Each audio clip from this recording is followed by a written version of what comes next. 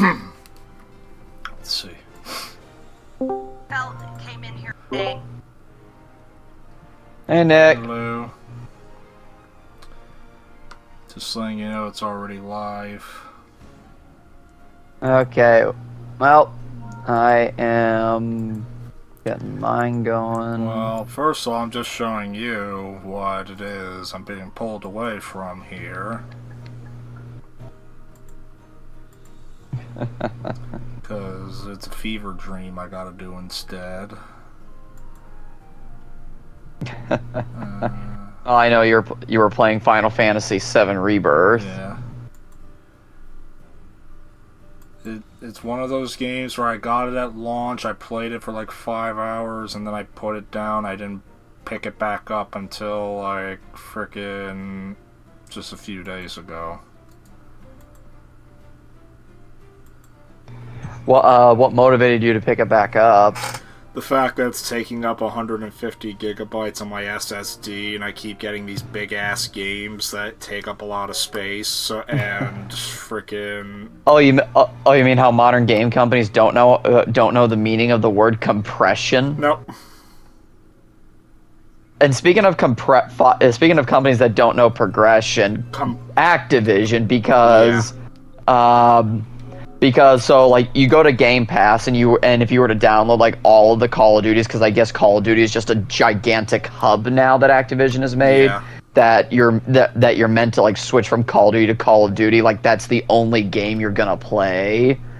And if you download all the Call of Duty games that are available on Game Pass right now, it's a whopping 406 gigabytes, and that's between Black Ops 6, Modern Warfare 3, new one, and new Modern Warfare 2. And I'm just like, do any of you know the meaning of compression? Because there is no reason 3 games should be 400 gigabytes. And this is after Black Ops 6 made it to where the game is entirely always online, because they have so little understanding of texture compression that they decided that making you stream the textures was a better solution. Yeah, that's totally a great thing. By the way, did you get my invite? Yeah. Okay, but yeah, like, it... the Black Ops, like, not just Black Ops, sorry, just Call of Duty in general does not know the meaning of just does not know what file compression is. Mm-hmm. And it's just obscenely laughable that they make their games so big that it's like they expect that that's the only game you're gonna play. And honestly, that's kind of a problem with also Elder Scrolls Oblivion. That game is like 100, like the remaster. That game is 120 gigs. Of course it is. And this is another thing. So I believe the the Xbox Series X version and the PS5 version of the Star Wars Battlefront collection. Guess how big those are? They're like now, keep in mind, 80 gigabytes. I think last I checked it was like 50, but still, Yeah. 50 gigs for 2 games that were of the I almost said 360, that were of the Xbox original and PS2 era. There is no excuse for that. Yeah, because Like, those games how? were probably 8 gigabytes combined tops, because 4 gigabytes was typically the norm back then, but... Like, yeah, if that. And I think, yeah, like, I think, like, Battlefront 2, like, the Xbox original backwards compatible version is about, like, I think, like, 3.2 gigs or something. Yeah, And the power of the Series X does more to remaster that game than Aspire did. Yeah. And yet, somehow, Aspire's versions are, like, 3 times bigger. Yeah, I don't know. Yeah. Okay, well, resume story. But I don't know, it's just file compression is just stuff that's bugging me these days. Like, even Ubisoft games, like, yeah, I know they're big open world games, but like Ubisoft games, like, even at launch, you're lucky if they come in under 100 gigs. Yeah. Like, at least Final Fantasy VII Rebirth has an excuse, because that is a legitimately huge game with a lot of detail. I think it's one of, if not the only PS5 games that actually needs 2 discs. I haven't played it yet, but I do know Horizon Forbidden West also has 2 discs. For the PS5 version? Yeah. Really? Pretty sure it does. I thought it was maybe the PS4 version that'd be like that, but I think the Well, the PS4 version it does, but I do believe it also... Maybe it's because Horizon Forbidden West was meant to come first, but then delays resulted in Rebirth coming first. But yeah, like, that might have been, 2-disc games are a lot more common on the PS4, and like, it works the same on PlayStation and Xbox now, where it's like, one disc is mainly for installing the data, and then the other disc installs like the rest of the data and is used for actually playing it. I do know, I do know Red Dead Redemption 2, which was on the PS4, required 2 discs. Yeah, Final Fantasy VII Remake on the PS4 was also 2 discs, though I think the PS5 version cut it down to 1. And I know the Cyberpunk 2077, that was a 2-disc game on PS4 and Xbox One for the infamously buggy version. I think it's the same on PS5 where it's 2 discs, whereas the Series X version is 3 discs, because the PS5 version makes you download the Phantom Liberty expansion because they didn't want to pay Sony licensing costs to re-release everything on the disc. But the Xbox version has it on the disc. Yeah, Xbox has it on the disc, and that's why I actually got Cyberpunk Ultimate on Xbox, just so I got everything on the disc.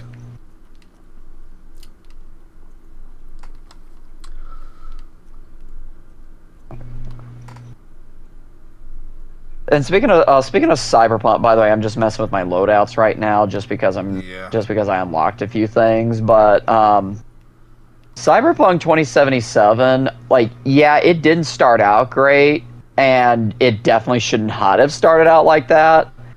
And I think it still has some issues in general with its open world design and how much of your decisions really do technically impact the game. But I really think that when they released the Phantom Liberty expansion and the 2.0 update, Cyberpunk 2077 really is a much better game, and I did do a full playthrough of the 2.0 version plus Phantom Liberty, and taking that into account, I would give that version of the game an 8 out of 10. The original version of the game, I think I originally was maybe a little too nice to it with a 6 out of 10, but honestly, in hindsight, I would knock the original version of the game down to a 5 out of 10. Because I apparently had a slight... I had some bugs in my playthrough of the original game, but I actually didn't have that many. So that's why I think I was probably leaning towards a 6, but in hindsight, probably a 5. I got it on Xbox One, the base Xbox One, not until I did too. Not until I got my Series X. And I remember I had a mostly smooth playthrough. I don't think I had any crashes, but yeah, I mean, I was still, I didn't play too far into the game because I have freaking ADHD with sticking with games, but freaking, yeah, I waited once I found out the Ultimate Edition and a proper Series X port was coming out, I just decided to wait for that. And honestly, you probably made the right decision from there. Yeah. Shadow just responded to my final rankings to the 007 binge. Oh, what did he say? He said, too bad there isn't an option for 50 layers of shit that separates 60s Casino Royale from the rest of the movies. Oh, when I ranked the DC, the DC movies one time in a conversation with Jado, I think I when I went down the list, and I think after like the theatrical cut of Justice League, which I still don't think is like I do grant that it has merit, but I think but I still rank it pretty low. But after the theatrical cut of Justice League, I think I remember going like, and then there's 50 Stacks of Shit, and then there's David Ayer's Suicide Squad. Aye.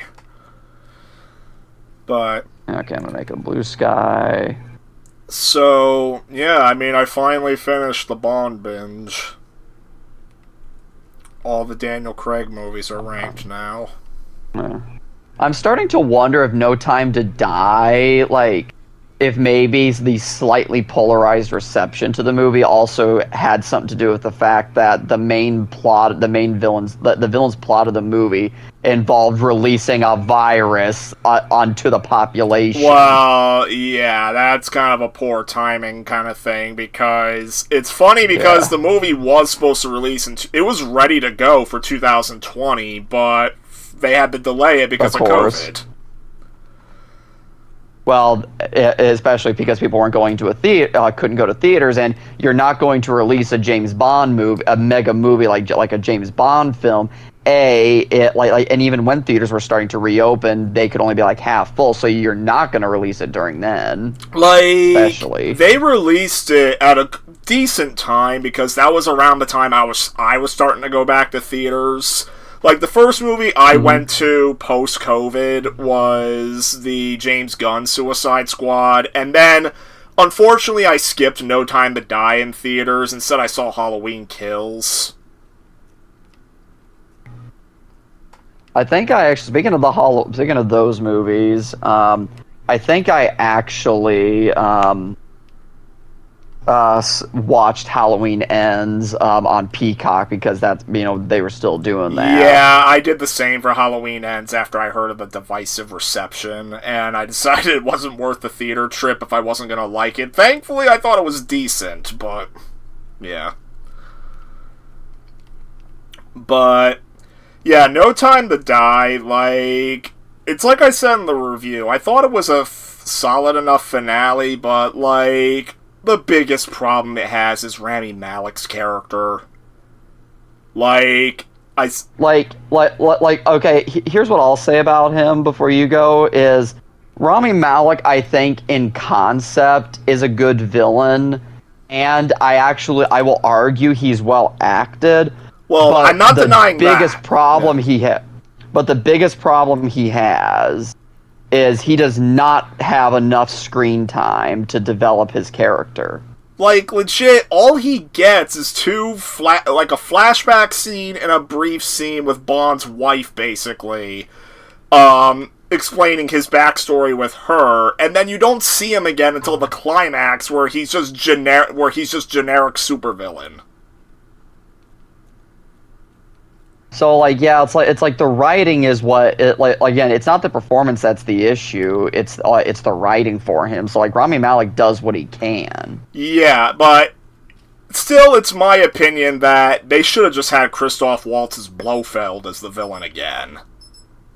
Oh, I loved Christoph Waltz's apparently, I remember Spectre being another, somewhat divisive entry in the franchise, but I still like it there's some things that people are free to question, like the decision they made to make Blofeld Bond's brother in this continuity, but because that was far from the case in the original continuity. In fact, so you said you have not seen the Sean Connery movies, and I assume that includes the one Lazenby flick, right? Yes. Well, let's just say there's a different reason why Bond's rivalry with Blofeld is personal in the original continuity. That's all I'll say.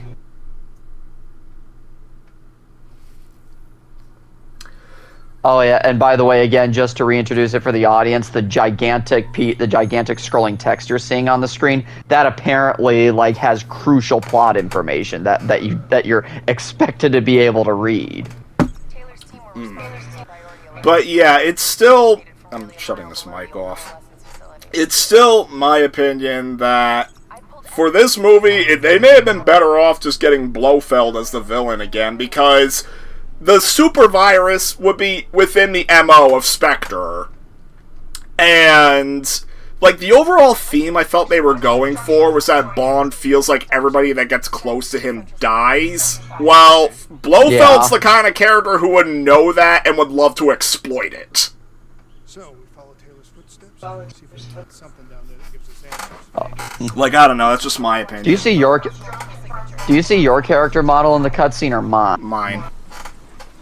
Okay. You see yours, right? Yep. It's like the opposites of us are not even there.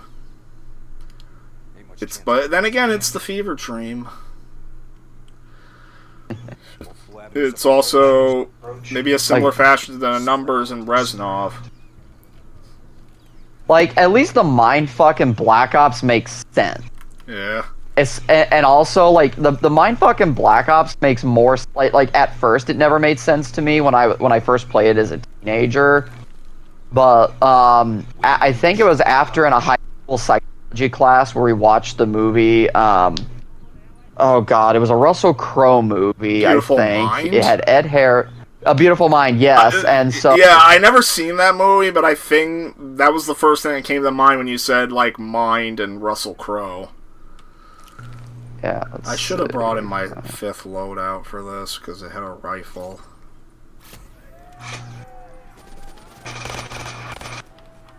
Ah! Rambo, bitches! Too bad I don't have a giant M60 to just go around. Oh, it's a missile launcher. Oh, I think I just shot somebody's... I do appreciate that this game's gore at least does have, like, the... enemies can lose limbs. Yeah. Oh, that's a grenade. Great. The shotgun I was using vanished. Whatever. Oh, never mind.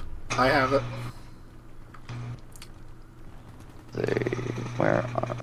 Oh, hey, a turret. Oh! I can change my loadout. Good. I'm doing the rifle one then.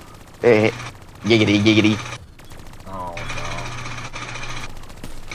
Well, I just remember there's a Family Guy clip where, like, Peter and Quagmire are firing guns in an airplane. Yeah. Firing, like, I think Quagmire's flying, like, a World War I air, like, military plane. Yeah. And they're all firing their guns out of it, and Peter goes, like, eh, and then Quagmire goes, giggity, giggity, giggity, giggity, giggity, giggity. He's literally jacking off to the tune of bullets. Oh, we need rockets. Okay, we need to... Yep. Oh, I still have my rocket launcher. Oh, I see. Oh, I see what we have to... Oh, sorry, that's you, Hendrix. Oh, I see what we have to do. We have to shoot the thing, like, with bullets, and then we have to use our...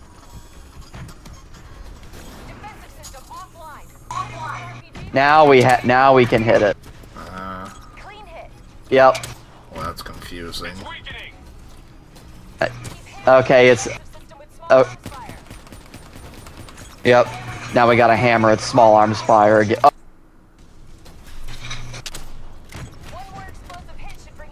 Also, apparently, I was watching, the Dead Meat channel apparently has started, like, a video game kill count where they play video games and do their kill count thing, but it's with a different guy. And their newest episode is on Until Dawn the game, and they're using the remake on PS5. Oh my god. And well, apparently they actually added content to the remake on PS5. Did they now? Yeah, like the opening, like the opening is completely re-edited. The camera's been redone. Apparently, the opening song is different, and that was a divisive change. Well, the Dark Pictures kind apparently... of stole the opening song, didn't it? Because that's the original developer. Well, they did, but it's a different cover. Yeah, because... Oh, speaking of which, didn't you say the Dark Pictures game House of Ashes was one you'd recommend? Yes, I would wholeheartedly recommend Well, Path of that's Ashes. a good thing because freaking a website was selling PS5 copies brand new for $7. Oh. So I decided to get it with one of the Pokemon games I was missing on Switch. This looked like Taylor's work, Henry. You know that game is online co. No. Well, if you have it on PS5, then that might work. Yeah, I do. Wow, okay. Yeah, but in all honesty, you got all the dumb person that is. I mean, another game I was considering for online co-op was, well then again I'd have to get Xbox Live for it, is World at War. Pay no heed, Kane. Oh yeah. Yeah. Yeah, since that has. Have source in the area. Likely a small Unless you had it on PC, but... Could be on one of the bodies. Got it. Actually, I do. Oh, maybe then do it on PC instead, because I have it on PC.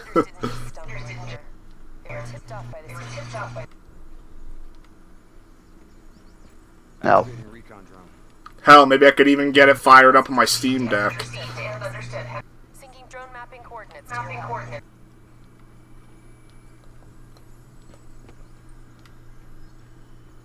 Okay. Oh, what are we? What is our objective? Oh, we're just waiting for Hendrix to move his ass. You know what they say about staring into the abyss. Let's go.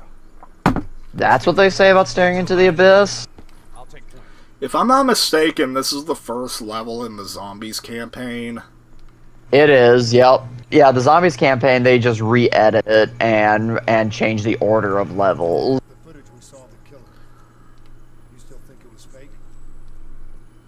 I've known Taylor. I mean, this whole game is fake. It tries to be Christopher Nolan's Inception. You know, it's funny. I remember I was at a movie theater and we got a trailer for a commercial for Black Ops 2 before like the proper trailers played. And I think one of the things they touted is that they had like some key people from The Dark Knight involved with the writing of Black Ops 2. That honestly, surprisingly, isn't uncommon these days for like games like Call of Duty to pick up Hollywood writers, because I think the same thing or two where they actually picked up a few. That's curious, considering that Call of Duty stories haven't really been memorable since, like, Black Ops 2. More or less. Yeah, more or less. Because, I mean, Ghosts, people did not like the story of that. Advanced Warfare had Kevin Spacey, but more Advanced Warfare is just remembered for Press F to pay respects, more or less. Black Ops 3 is just a mindfuck. Infinite Warfare, freaking people did not like that story. World War II, I don't hear people talking about. Modern Warfare 2019, I heard, was a kind of a step in the right direction, and then it was. And then it was. after that, like, they just started the bull crap where all the stories were unfinished in favor of making them into fucking seasonal cutscenes for the multiplayer. Well, and honestly, that's the problem as well with like Vanguard. Like Vanguard's story literally ends on like a big, massive cliffhanger, and actually, I'm fairly certain Vanguard actually throws in a reference to Nova. Well, I know that starting, like, I know that the original Call of Duty zombie story ended with Black Ops 4, I'm pretty sure, and then when they started they started a new storyline with Cold War, and they've actually been making the zombie story interconnected, even outside the Treyarch games. Like, I know Vanguard's zombie story kind of continues what Cold War was doing. I'm not sure about... I think there was a Modern Warfare game that had zombies that probably continued it, but... Modern Warfare 3, and it was fucking shit. Oh my god. Well, here's the problem. It's literally like an open world, and basically what they did was they took Warzone map, and then basically stuck you in a zombies mode on Warzone style map. Modern Warfare 3 reboot loved just reusing that friggin' Warzone map, didn't it? It did. Basically the video game equivalent of Cool Cat. Honestly, I still love the voice actor for Kratos at the Game Awards. because the voice actor for reboot Kratos, Christopher Judge, when he came up to like present an award, he was like, "Oh, and by the way, my acceptance speech, or my acceptance speech last year was longer than this year's Call of Duty." And then his reply was a sarcastic, "There is a company I'll never be working for." Because I think Christopher Judge, just on principle, will not work with Activision. Well, Christopher, I think yeah. Go on. Oh, go ahead. Well, I think Christopher Judge is very much aware of the kind of company Activision. Yeah, Christopher Judge does have some class, and it's funny because I think didn't he have to walk off like some heart problems or something like that? He might have. That I don't know. But I really what was really funny about the aftermath of that is that the voice actor for Reboot Captain Price apparently took great offense to that. Oh my god. Sorry, Reboot Captain Price, but you can't beat the original Captain Price. That's just my opinion. Oh yeah, like the new Captain Price ain't bad by any means, but yeah, original Captain Price is the GOAT. I'm wondering whatever happened to the original actor for Captain Price. Recon drone says they came through here. Anyone want to bet I also like how Modern War. Oh, go ahead. No, on that same level, I wonder what happened to the original voice actor for Kratos. Because, fun fact, did you know the original voice actor for Kratos was in a Final Destination movie? He was? Yeah, he was Eugene in Final Destination 2. I have not seen Final Destination 2. You have not? I've only seen 1 and 5. Why not? Why haven't you not seen 2? Good question. Because frickin' 2 is just as good as 1 and 5.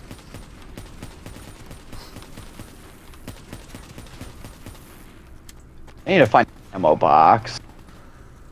But yeah, the original voice of Kratos is in that movie. Another guy who's in that movie is frickin' the main guy from frickin' Uwe Boll's House of the Dead. Oh my god. He's a much better character in Final Destination 2, without saying. It goes without saying, but yeah. Well, just about anything's gonna be better than a performance in a fucking Uwe Boll movie. Yeah. But it's curious about the new God of War games, because while they're technically reboots, they are still supposed to be in the same continuity as the old games. So honestly, they're more like rebootquels. They are a reboot, but they're a sequel. Well, yeah, they're reboots in the sense that it's a different mythology of gods they're exploring, which is Norse mythology, whereas the original series was Greek mythology. But I haven't played... Well, there's... Oh, go ahead. I haven't played far enough. I know a lot of the key beats from like the 2 new God of War games, but I do know they do reference the Greek mythology games in them. And I have not played the reboot. Well, I played a little bit of the first game, but I never got around to beating it. Well, and there is a reason they kind of had to go in the direction they did with the first reboot game, because Kratos kind of kills all the Greek gods at the end of 3. Yeah, he does. It's funny, I beat the first 2 games in a pretty reasonable amount of time. To this day, I still have never beaten 3. 3 is really good, and you should beat it. Like, I got it on I just freaking died because it was so freaking dark in here and I didn't know where to go. Oh. You can save me still. Save me! Save me! Oh my god, I forgot about the freaking vision thing. But, yeah. Do you know what I was referencing there with that high pitch? Save me! Save me! Save me! Yep. Oh my god. She's alive! Heroes win! And that's Bruce Campbell, right? Yep, Coach Boomer. You may know me as Sonic Boom. Let me get a closer look at that sign. No, not that Sonic Boom. The designation suggests the Black Project. Well, if this shit was here, a disaster, it wouldn't have been able to. What disaster? What happened here? Again, this game.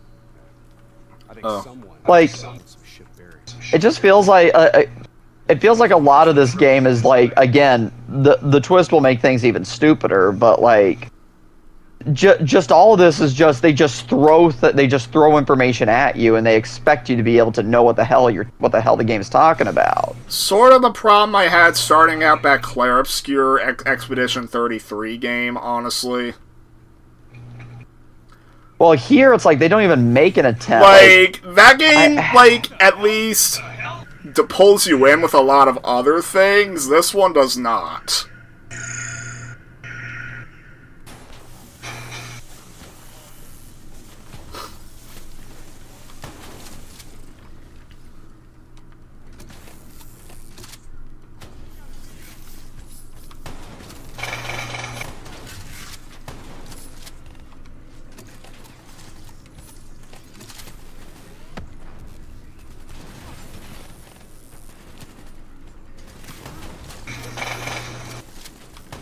Even though it doesn't really make sense for a Call of Duty, the abilities that you can use are at least kind of.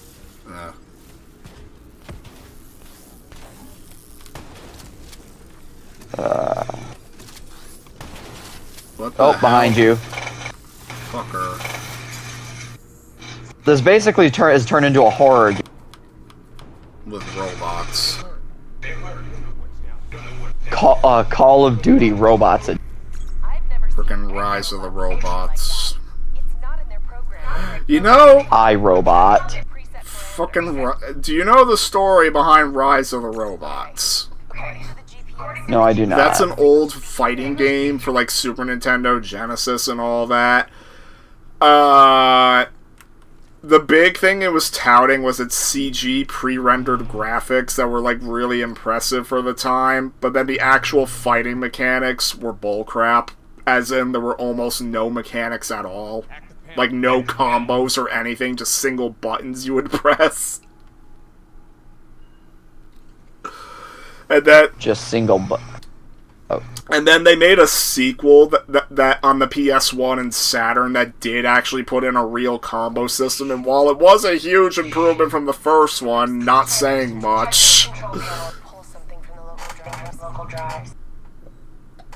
And they were so concerned about fucking lore canon that you could not, in the first game, you could not play as anyone other than their frickin' cyborg dude. Player 1 always had to play as the frickin' cyborg dude on the cover, whereas only Player 2 had a free choice of character. And then the second game did allow you to freely choose your characters, but they still had to write in a story reason for it. They felt the need to do that. Doesn't make sense. So concerned about frickin' even more concerned about lore continuity than the frickin' KH director.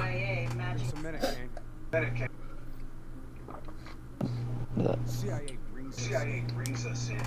Assigns us an unknown contact. The CIA, the KGB, the KFC, the Mickey D's. That makes sense to you?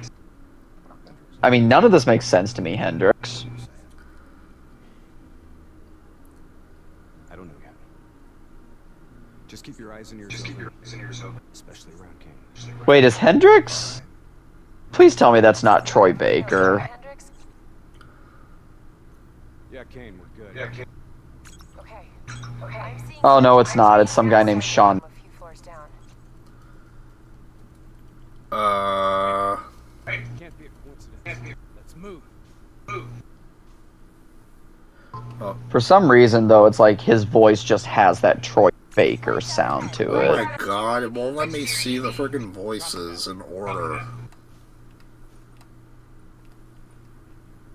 Who'd you say the voice was again? His name's Sean Douglas. I don't know who that is. Me neither.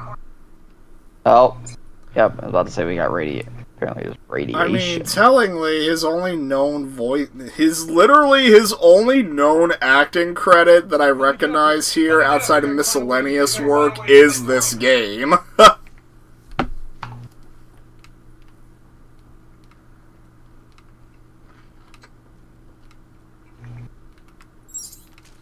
It is weird also how Call of Duty these days, like their campaigns, at least at least some of them, feel the need to get like a major Hollywood star.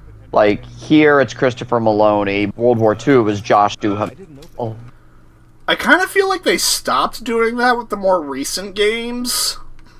We got more test subjects in here. They might have. Like, when they realized it's so goddamn expensive. I mean, with the exception of whenever they release those freaking $20 skins that are limited time offers, and whenever they feel Shit. whenever they feel like I need help I here. don't know where to find you.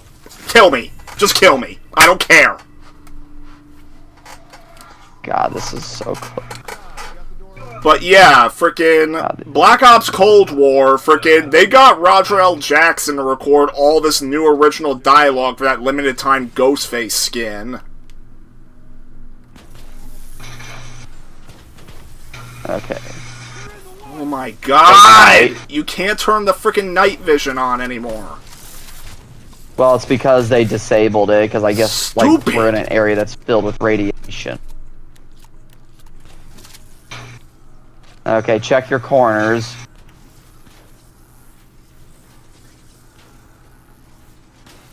But no, in most of those stupid $20 skins, they just recycle dialogue right from their original movies. Kind of reminds me of how they just recycled Stallone's dialogue from the Rambo. Yeah, and then they also recycled Bruce Willis's dialogue from Die Hard, and then they did the same thing for Call of Duty Vanguard, where they had Arnold's Terminator and the T-1000, and they just recycled dialogue from both of them from Terminator 2. And I honestly, hell, It's also funny how there was Terminator DLC for a World War II game. oh, that's well. At least, how about this? Try Terminator DLC for Ghost Recon Breakpoint. oh yeah, Predator, that shit. Yeah.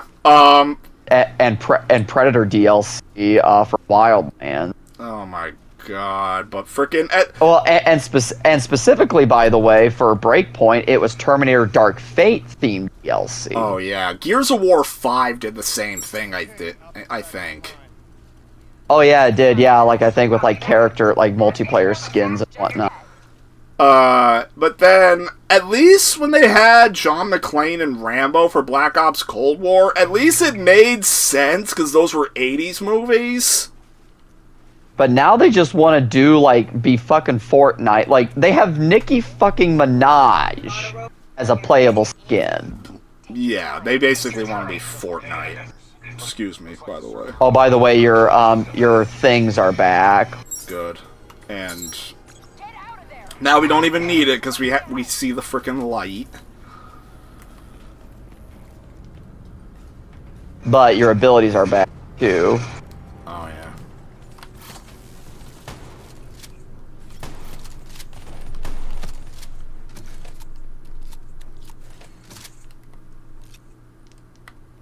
But yeah, Starting to look a lot more like a weapons research. well, anyway, so when I was mentioning House of Ashes earlier, the reason why I think it's the best of the Dark Pictures games, because it's the story that has the most substance, because the story is actually set during the early 2000s, like I think it's like 2002 or something, during the U.S. military invasion of Iraq. I did see that in the plot synopsis. And what's really cool is that one of the playable characters of the cast is actually a member of the Iraqi army. Oh wow. And so when that character contact with the U.S. soldier characters, it does create like some very interesting character dynamics, especially with the choices you're allowed to make. Like, I think you also told me that unlike what Little Hope did, where basically the big plot twist is that it's all in your head and it's like a whole Silent Hill like frickin' coping with trauma thing. You told me, unlike that in House of Ashes, that they sort of Scooby-Doo that shit and now the monsters are real, like, or Zombie Island shit. Shit.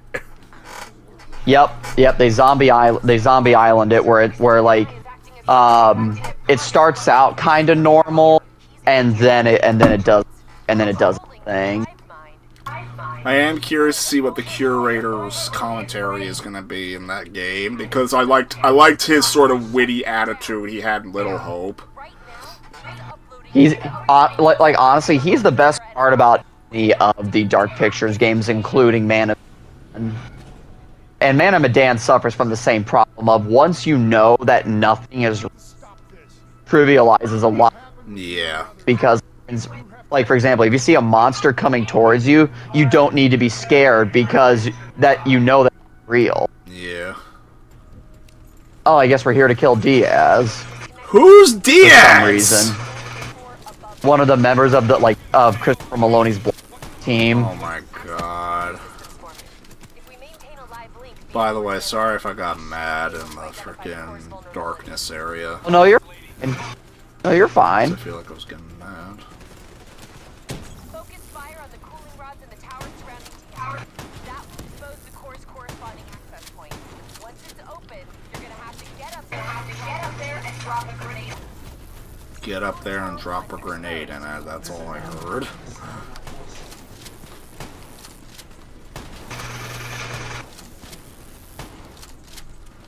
Oh, a recent YouTube thumbnail I saw said Ned Luke, aka Michael from GTA 5, did not like GTA 4, and what I have to say to that is respectfully piss off. I like GTA 4.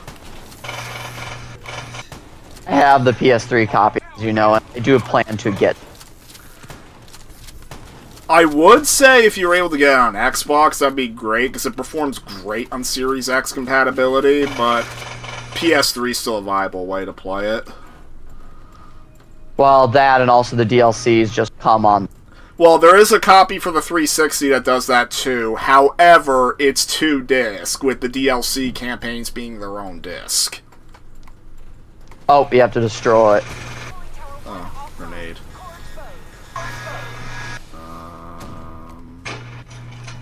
Oh yeah, Diaz is sitting up there, and he's hooked into. Oh, there we go. So yeah, we take out the generators, and then we do this process. The Black Ops are approaching the generator. The generator is losing power. Losing power. It worked. Central core at 66%. So I guess we're gonna have to do that 2 more times by video game logic. I just think of that one dialogue clip from frickin' Time Splitters 2. Steam pressure at 66%. Steam pressure at 33%. Steam pressure at 0%. Oh my god. Damn it! Frickin', there you go. Frickin' the Future Perfect clip. And these, I don't even know where. Oh shit, I'm I down. don't even know where they were frickin' shooting me from because they're all frickin' running at you. Working on opening cooling towers. Okay, good. At least we don't have to restart. And I think Diaz can fire at us. Oh, there's one that frickin'. Cover. Oh, Diaz can fire at us, huh? Yeah. There's a Diaz I prefer. By the way, apparently EA. I've been hearing reports. What about EA? What? What about EA? Oh, apparently the servers for their Battlefront 2 game are. The servers of the DICE Battlefront 2 are going down? No, they're not going down. Apparently, they're. They're what? They're filled with hackers. Apparently. Oh, that's not even news. They've been filled with hackers for a while. Unfortunately. Yeah, and so that's why that's why if I ever. Yeah, frickin'. Player like the multiplayer At least the multiplayer is playable offline. Yep. But even then, Ryan. The one thing that really sucks is knowing that Battlefront 2's servers have hackers on them, that makes the fact that Battlefront 2, alongside DICE's other freaking games like Battlefield 1 and all that, are unplayable on Steam Deck. Because EA tried putting this anti-cheat system into those games, and the anti-cheat makes them completely incompatible with Steam Deck. Of course. Working on Tower 3. I remember my first Xbox One game that I... Oh, hey, we gotta get up there. We have to defend camp.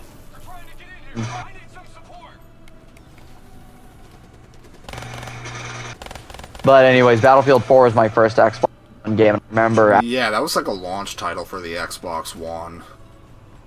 Well, and also is because the multiplayer on the Xbox One version could actually 2v32 multiplayer. Yeah.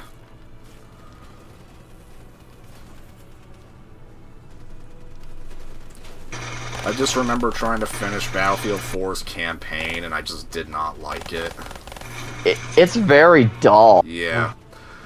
I remember Battlefield 3 was also really trying too hard to be like a Modern Warfare game with its setup. Oh, it was. Yeah. I know that... At least Battlefield 3's campaign had more going for it. Yeah, like I remember at least wanting to finish Battlefield 3's campaign. And I wanted to finish Medal of Honor, like the first Medal of Honor reboot. Oh yeah, frickin' I finished the campaign of the first Medal of Honor reboots, and I don't remember anything about it other than frickin' you finished it, right? I did. Yeah, the only thing I remember about the reboot game is that your player character for most of it dies at the end. Also, I'm aware that one of the characters is named Jim Patterson, which is apparently meant to be a Captain Price situation, because he's implied to be the grandson of Jimmy Patterson, who was one of the main characters of the original World War II Medal of Honor games. Oh. Timber! Just like the cankers say in that one Ed, Edd n Eddy episode. Timber! That episode where freaking Eddie gets like these shoes that he wears because he wants to be taller, and then freaking the cankers get the remote for it and mess around with it, and then freaking literally send the Eds into space before they break the shoes and send them tumbling back down.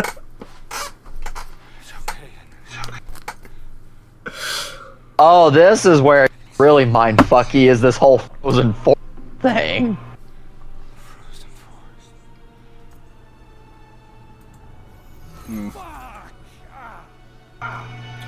What, did you just download all the porn in his head? Get what? What did you see?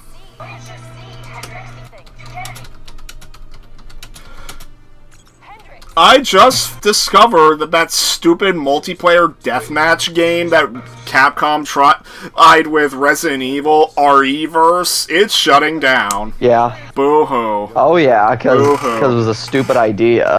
It's so freaking weird that Capcom, they've been doing really good for the most part with their single-player Resident Evil games, but all their efforts to try and make it into a multiplayer co-op game have all utterly failed. When the one they had that succeeded, that people have been clamoring to make a comeback, is sitting right in front of them, Resident Evil Outbreak, and they don't want to do that. The CIA safe houses. Yes, madam. Flood it. Got it. My men are still down. Right now! Right now! Oh my god. Well, if we had Jesse Plemons here, he'd be going, Konnichiwa. Hello. From Battleship. What the hell is that? Yeah, from fucking Battleship, the movie. That movie was just brain rot. Multiple explosions across the facility. You have to move But it's like both of us said, freaking such. We gotta forget chicken jockey. Let's do chicken burrito. Hey, you. Chicken burrito. Chicken, and then freaking we get the Pink Panther theme of him trying to do a heist to get a fucking chicken burrito. What? And then Liam Neeson at the very end is like, I think I want a chicken burrito. Oh my god, yeah. By the way, this whole section is my buddy Kyle coined it the seizure procedure. Yeah, because everything's blowing up when you're trying to get out, man. Get out. Well, not just that, but it's also it's just a bunch of really flat. What? Are you insane? You insane? Oh yeah, because of our genetic, we have increased lung capacity. Increased lung capacity. Oh my. Oh my. Shit, it's jammed shut. Yeah, freaking the guy who posted about RE-verse dying literally replied to me, "It's right there, Capcom," with a gif of Resident Evil Outbreak.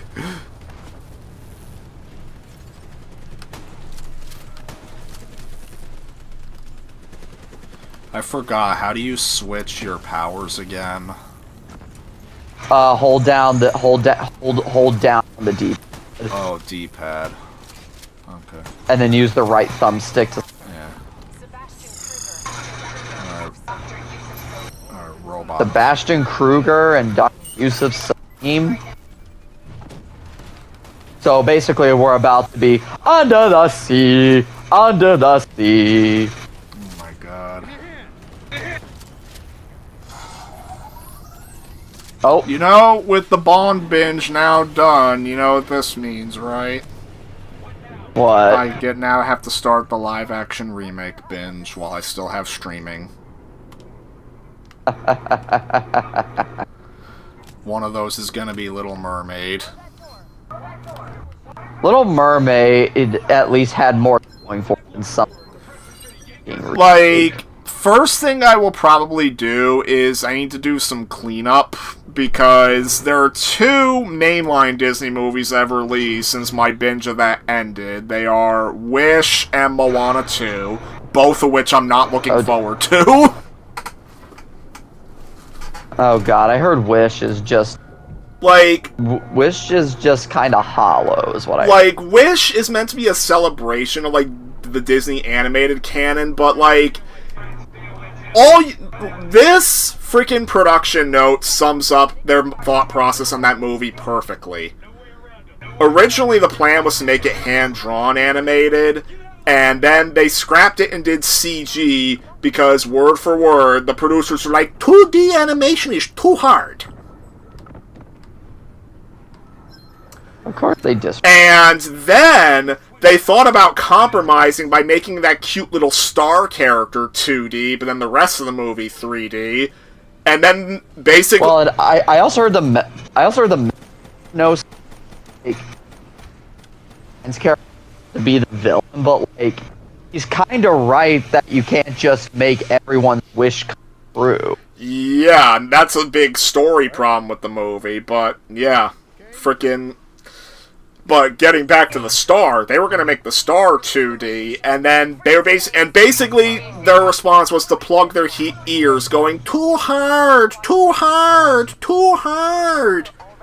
70 years ago, Pinocchio, the original Pinocchio, accomplished what was thought to be impossible. And yeah, nowadays Disney animators just love taking the easy way out. Well, I don't even want. I'm not even sure I want to blame the animators. I want to say that's just Disney executives thinking like 2D animation takes too long. Like, I know for a fact that the guy who made Mary Poppins Returns had to go on his knees begging Disney to allow him to make the animated part 2D. Oh yeah, Rob Marshall. Yeah, like he had to beg them, and thankfully he eventually won out. But because Disney's 2D animation department had become so fractured, he had to actually get like outsource it to like different studios that consisted of like ex-Disney animators. But yeah, like, but beyond the animation, Wish's story, I've heard, is, like, very hollow. Like, it's like you said, Chris Pine's character is sort of right in the end, despite being the villain. And also, from the trailers, I can tell the movie's going to be filled with cringe humor, which I hate. And then Moana 2's problem is going to be that it's literally a Disney cheapquel of old. Finished episodes of a scrapped TV show. That just simply got dolled up for theatrical release.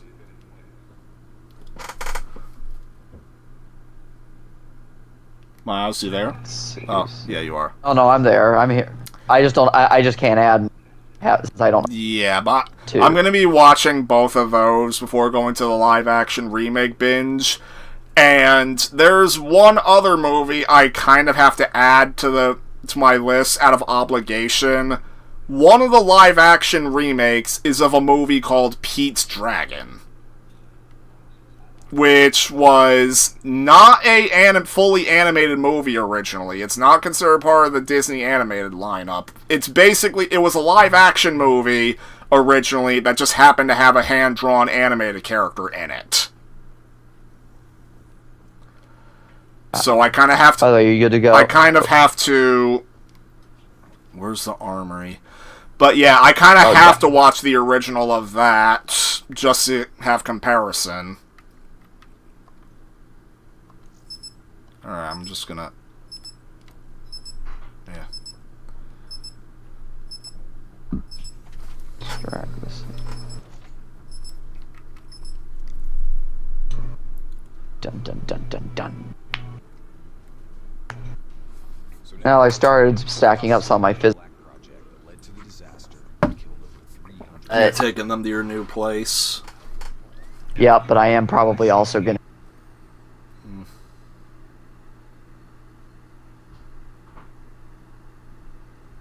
My mom bought it for me off Amazon. Think I'm another fit the rest of my physical. Yeah.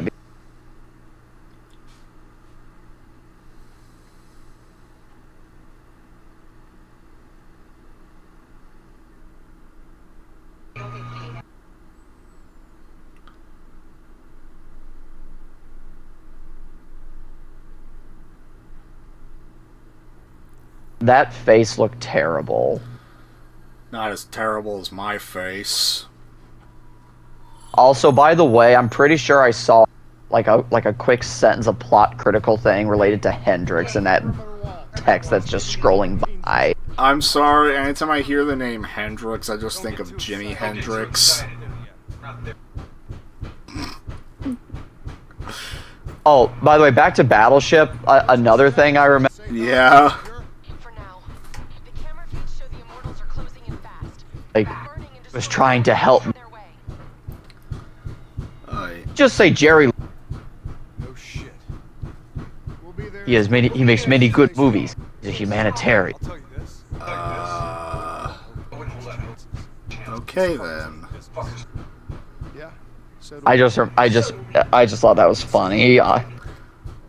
I thought the design of the aliens in Battleship were stupid. Like, they were almost very Oh, they were. human-like, but then not. There's probably still some immortals lingering around. We need to get off the street. Agreed. We'll cut through here. Bypass a few blocks. Well, and I think I touched on thing.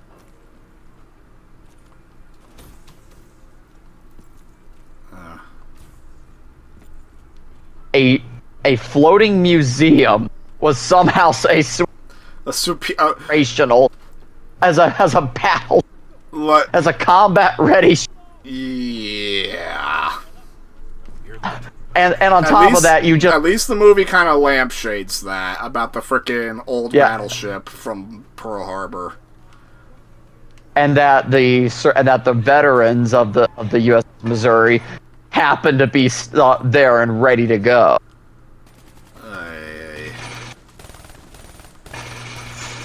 They just instinctively knew that the battleship was going to be like plot critical. After what we did to her, Goju Lan is acting. Speaking of Battleship, you know Battleship makes into the board game, appears in Toy Story, yes? It does. Yeah, freaking when they're waiting for the presents that Andy is getting, and they're waiting for what toys are gonna freaking replace them. Oh, I remember. Yeah, it. like Battleship. Repeat, Battleship. it's a board game. I repeat, Battleship. And then they think they're in the clear, and then that's when Buzz comes out. Like the old. Like the old days. And then later on, like when Woody's trying to freaking crawl back to Andy's place using the Christmas lights, Mr. Potato Head's playing Ham in Battleship. And, like, Mr. Potato Head smugly has a red peg ready to go, but is never able to use it because he sucks at the game.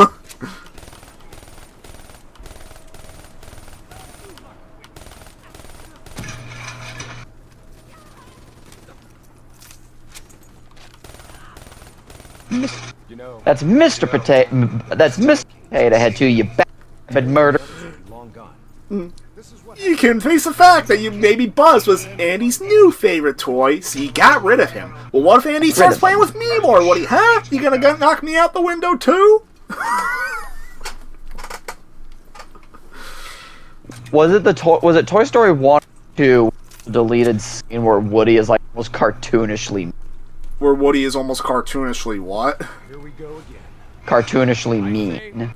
That would be Toy Story 1. Because originally, it was called the Black Friday reel of Toy Story 1, where basically Woody was basically a tyrannical dictator over Andy's toys, and that's just putting it nicely. And yeah, like basically the one scene we have of that was a modified version of the scene where Buzz gets thrown out the window.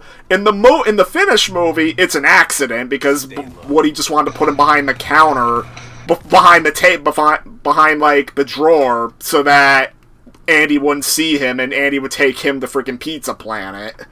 But in the Black Friday reel, they were about to do a competition to see who's the better toy, and Buzz is actually pretty respectful about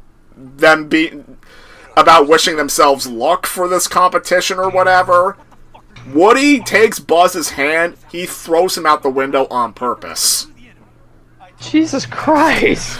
And legit, all the toys see him do this, and of course the toys are understandably concerned while Woody just smugly goes and lays down on the bed.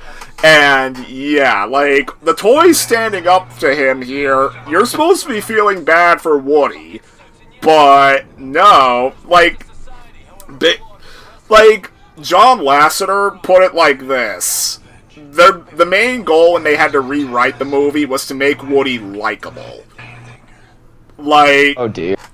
like, essentially, freaking, they have to make him as like make him out as a humble and wise leader that's actually well respected and very nice, and then when he kind of starts becoming a jerk, when Buzz comes in, he starts getting jealous.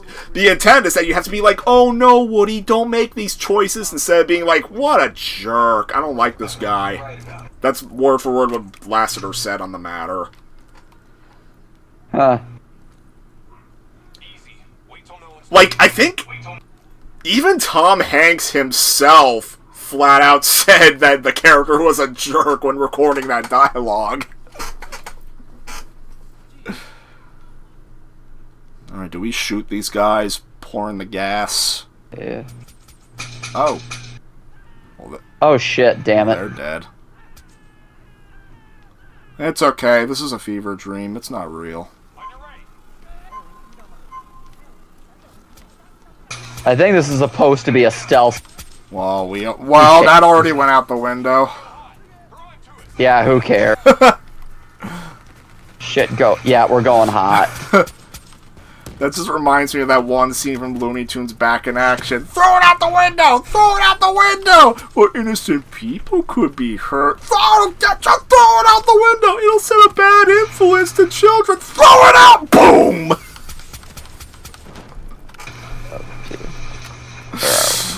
I'm just realizing that entire scene was social commentary and people not liking, accusing Looney Tunes of being politically incorrect.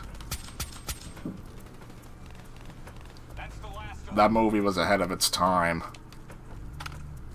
Wasn't Steve Martin the main? Yeah, he is. He is.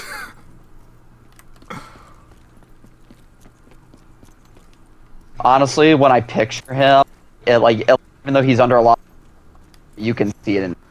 Well, yeah, you can still very much recognize his face, even though he's wearing like a wig and all that. Acme, Acme, Acme. Like I know there's a scene where like all the dudes are. Yeah, they are. For some reason, I just get a very Hale. Head to the rooftops. Get a better idea. I mean, he does kind of look like a frickin'... His character in the movie does kind of look... He doesn't look like a stereotypical Nazi or anything like that, but like he is like kind of like in that smug look. I'll cover you from Oh, above. wow. I like this rifle. This is a nice fucking rifle.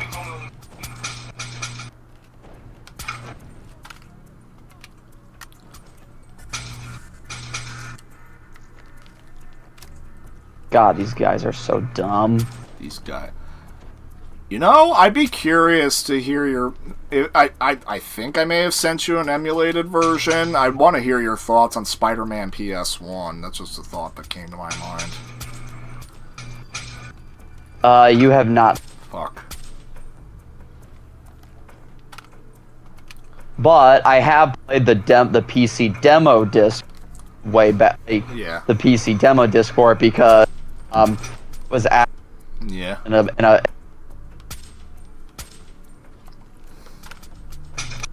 Well, I could send you the whole thing.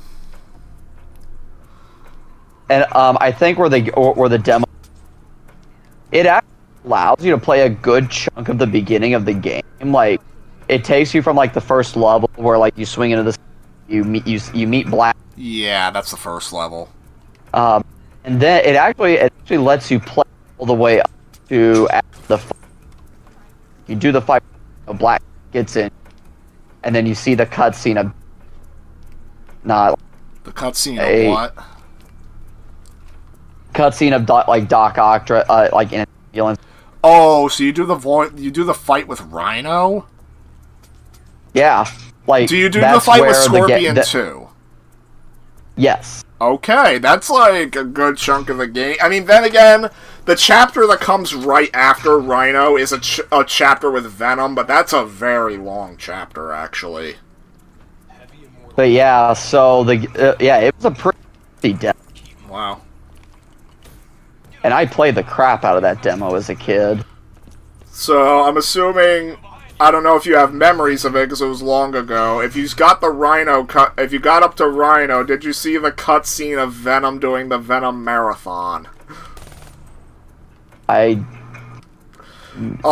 might have cut some things. Yeah, I mean, I'd imagine they'd maybe cut some cutscenes or whatever, but I'm just letting you know, Venom in Spider-Man PS1 is so freaking hilarious. Like, his voice actor hams it up big time.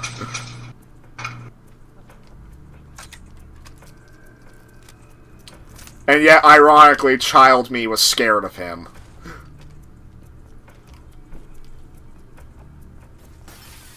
You sure you don't want to call this off? Not a chance. I do know the voice actor Doc game. Yeah, Doc Ock's voice actor in the game is the same one from the animated series. Also, Black Cat's voice is the same as the animated series. Yep, Jennifer Hale. Spider-Man's voice, he's not from the animated series. Instead, he's from Spider-Man Unlimited, which was sort of their Batman Beyond attempt at continuing the animated series. Kind of, but not really. I remember Unlimited just had a very I just remember Unlimited just ended very. Yeah, Unlimited only got one season. I've never seen Unlimited. All I've heard is that some people like it, some people don't like it, but it only lasted one season because it did not do well in ratings. But yeah, Spider-Man's voice in Unlimited is the one who does it in the PS1 game. Also, Jennifer Hale does double duty because she voiced Mary Jane in Unlimited and voices Mary Jane in the PS1.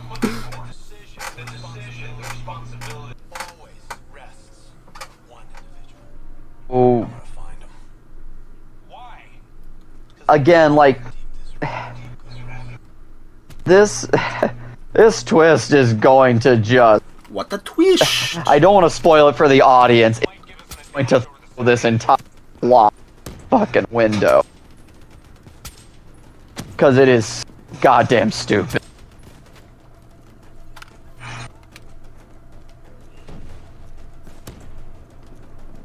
It's not.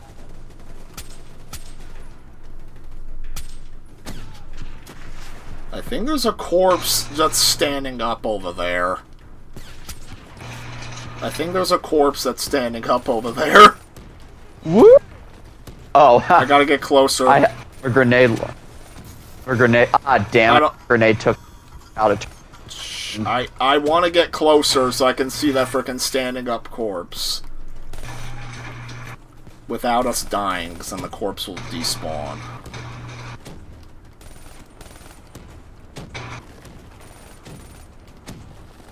Yep, he's still standing. Go, go, go, go, go, go, go, go, go, go, go, Go, go! There he is! Look at him! There he is! Where? Let me see. No! He fell down because there's a freaking earthquake of some kind. Damn it. Oh. Well, he's on my stream, so.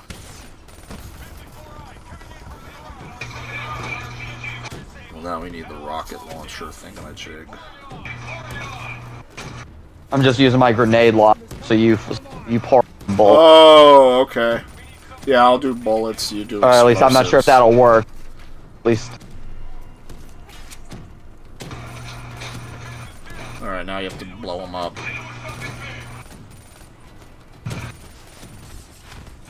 Ah, damn it. Well, they took it out. They took out the. Well. We need to find. What was that? What, Kevin? There's a voice coming out of my frickin' controller. Oh, that's you, shit. What the hell? I need to. Did somebody jump in our game? Yeah. Okay, I'm gonna have to private that. I thought this. What the Ah. hell? Okay then. Yeah, no, I'm gonna have to. Yeah, frickin' what the hell? Yeah, how do you... Okay. Oh, good, he left. Yeah.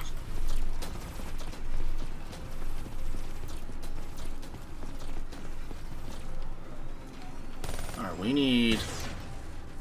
Yeah, we need a rock. Okay. I found it! I found the rocket. Okay, hit it. Hit it. I think it's down for good. Let's finish off the rest of them. Did we do it?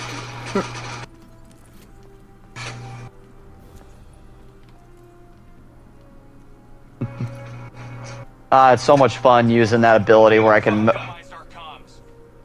Now we don't know Cute. who's listening or talking. Oh, hey, a meaningless collectible.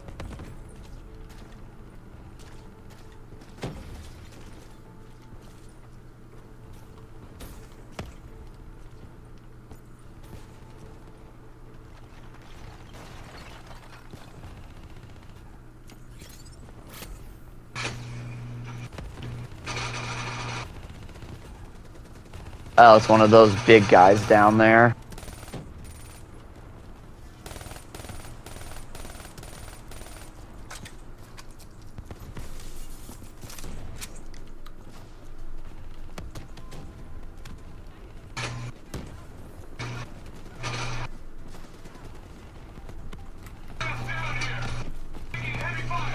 Hey, yeah.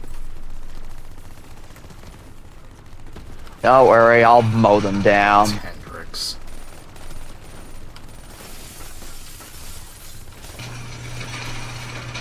Ah, the big dude.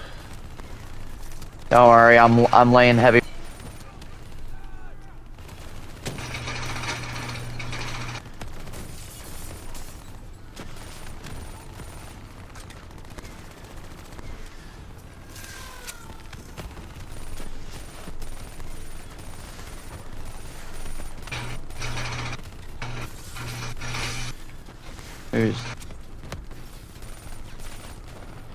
That looks like one of those walkers from Star Wars. Which one, AT-ATs or ATS? ATST. Oh my god.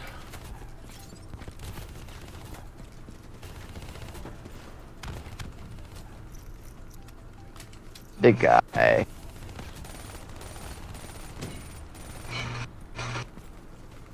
Watch the skies for drones.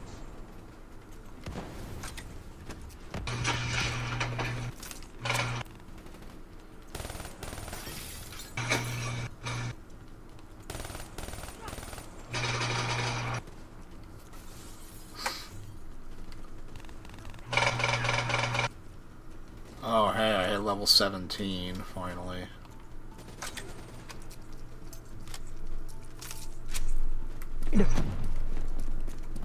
Yeah, go into the burning buildings. That's a good idea. Okay, now what? Yeah, that'll do. Kane. That'll do, pig.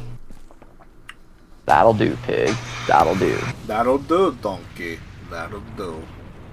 I'm assuming you watched Babe recently?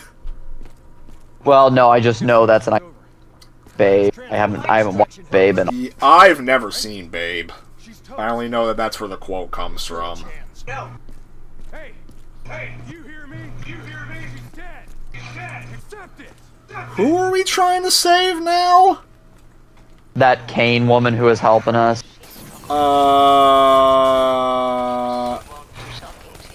Okay. Notice how much I care. Exactly, because this game doesn't really explain, or like here's the thing: the most emotional death in Call of Duty will still remain Ghost, and Roach doesn't even talk. Yeah, Ghost and Roach from Modern Warfare 2. Yeah, because like that scene like really with you, and especially when you hear like Captain Price is just Desperately trying to like, warn them about General Shepard. it's like, Ghost, come in, Ghost, we're under attack, Boneyard, do not trust Shepard. I say again, do not trust. Well, another scene that's a gut punch was from original Modern Warfare 3, and that would be Soap's death. Oh yeah, like Soap, no. And that, Like, Captain Price is our OG voice actor, just... yeah, and then he's fucking raging at Yuri afterward because the Soap's last words. Then why? And the... Yeah, go on. Yuri knows Makarov. No, it's Makarov knows why? Yuri. Oh yeah. Then why in the bloody hell does Makarov know you? And then you get you. And one thing I really have to give the remasters credit is that they both actually retroactively add Yuri to spots where he wasn't there in the original games. And I really hope we get a Modern Warfare. Like, it's more and more unlikely at this point, but yeah. It would still be cool. Like, in Modern Warfare 2, Modern Warfare 1 Remastered, you, like, during the mission where the flashback mission where you have to try assassinating Zakayev, if you look to the side, you can see Makarov and Yuri waiting in the car for him, and you can actually snipe them and get a trophy called Time Paradox. yeah, you can get the freaking snake, you create a time Oh, paradox. Okay. Now she knows how Anakin feels. Okay. And then, in Modern Warfare 2 Remastered, during the frickin' famous No Russian mission, if you backtrack, you could actually see an unconscious Yuri laying down on the floor.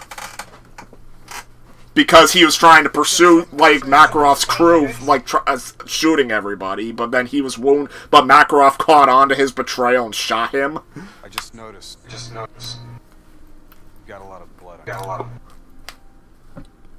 No shit. Or that Nicolas Cage meme. You don't say. Because he was like, you've got a lot of blood on you. You don't say. Where's Nicolas Cage? What Nicolas Cage movie did that come from? I'm just trying to remember. I just know it's a meme of like Nicolas Cage doing one of his like really exaggerated face. Yeah. She's strong. Uh, Should have our 9 hours. Nicolas Cage also puts on a funny accent in Con Air. Why don't you put the bunny down? I assume you've seen Con Air. I have. I've seen it once. Yeah, my first time watching it was on because my new thing now that I have streaming again for the time being is I have to find random streaming movies, and that was on when I was browsing Hulu. They implicated the CIA in the Singapore disaster. Yeah, like I do. Also, like I'm not sure if it's ever implied, and so maybe I'm just misremembering it. But for some reason, I Buscemi's character might have been a pedophile. Steve Buscemi? Oh, yeah, it's heavily implied, and, like, they do the... I don't know if it's implied in that way, or if he's just simply a serial killer. Like, I don't know if they imply him as being, like, sexually violent, but frickin' they do the one fake out with the little girl where you think that he killed her, but no, it turns out she's fine, and he apparently Steve Buscemi's nice now. I know, but it's just like that was. I just remember like that scene with playground was just soup. It's an uncomfortable scene, but it's more. I think it's not more. It's not that you think he's gonna do something to her. It's that you think he's gonna kill her. Well, it's still doing something, but it's not the other something. Blech. But it's funny because it's also funny because the movie has one of the characters in the movie I think is implied to be trans or like somewhere under the LGBT umbrella, and surprisingly the movie is a pretty respectable depiction of them. I don't even remember that. Like, none of the characters, like, it's very obvious that this person is not straight or probably not of the gender they appear to be, and the characters don't mind it at all. Now that's something I can respect. Yeah.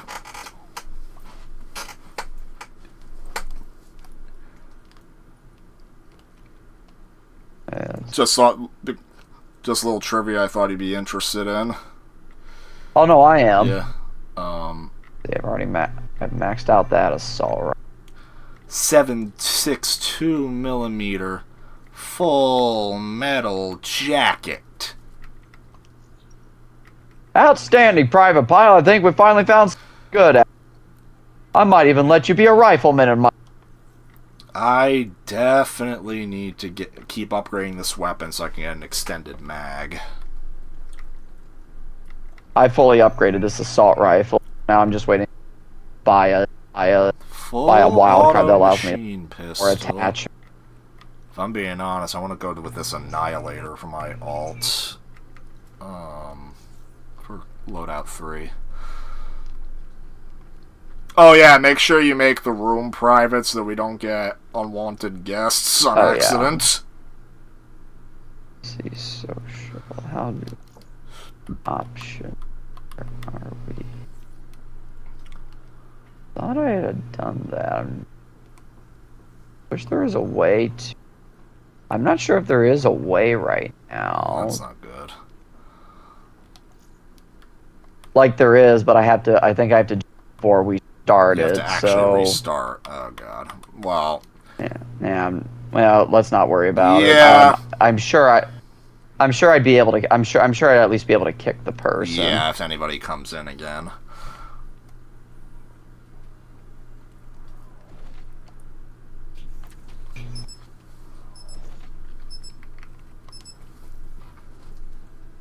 Oh, now we're going after this Salim guy.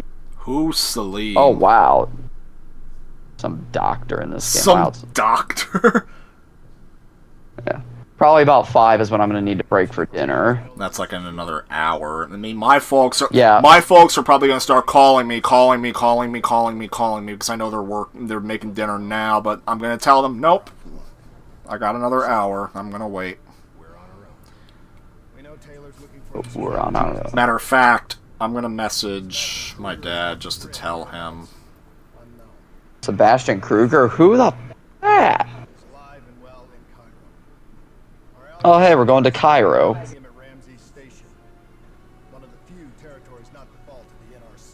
Again, what is this whole NRC thing? All these facts, like, like, who, what, when, where, and why? Corvus. Yep, that's... Yep. Now that I'm actually trying to read that fast text, I can... Yes. I can see glimpses of plot critical... Corvus, almost like Cordis, DA. God. Corvus D. And freaking good. I like how if you get the best possible ending, you can just make... What can you do in Black Ops 2? With the best ending? If you get the most perfect... Yeah. If you get the most perfect ending, you can make just like... And bangs his head against his cell wall as he's watching an episode. Ah, yeah. Because I know one of the things you have to do to get the best ending is that you cannot kill Menendez, because that's what he wants you to do. Yeah.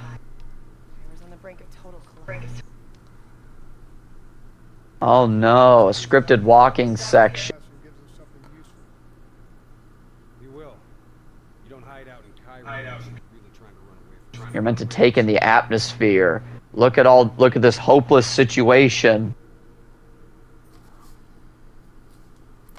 Now it feels I wonder like if it's this moving is in the slow motion. We were told you were coming. We have your prisoner. Oh god, I wonder if Khalil is the character that briefly mentions Rauman. Yeah, we'll have to see then. Good to see you, Khalil. Because I want to say this is the level, or we're coming up on the level. Where the Menendez gets the one mention. Munitions. Anything. I feel like I missed it my original playthrough, so I do kind of want to listen.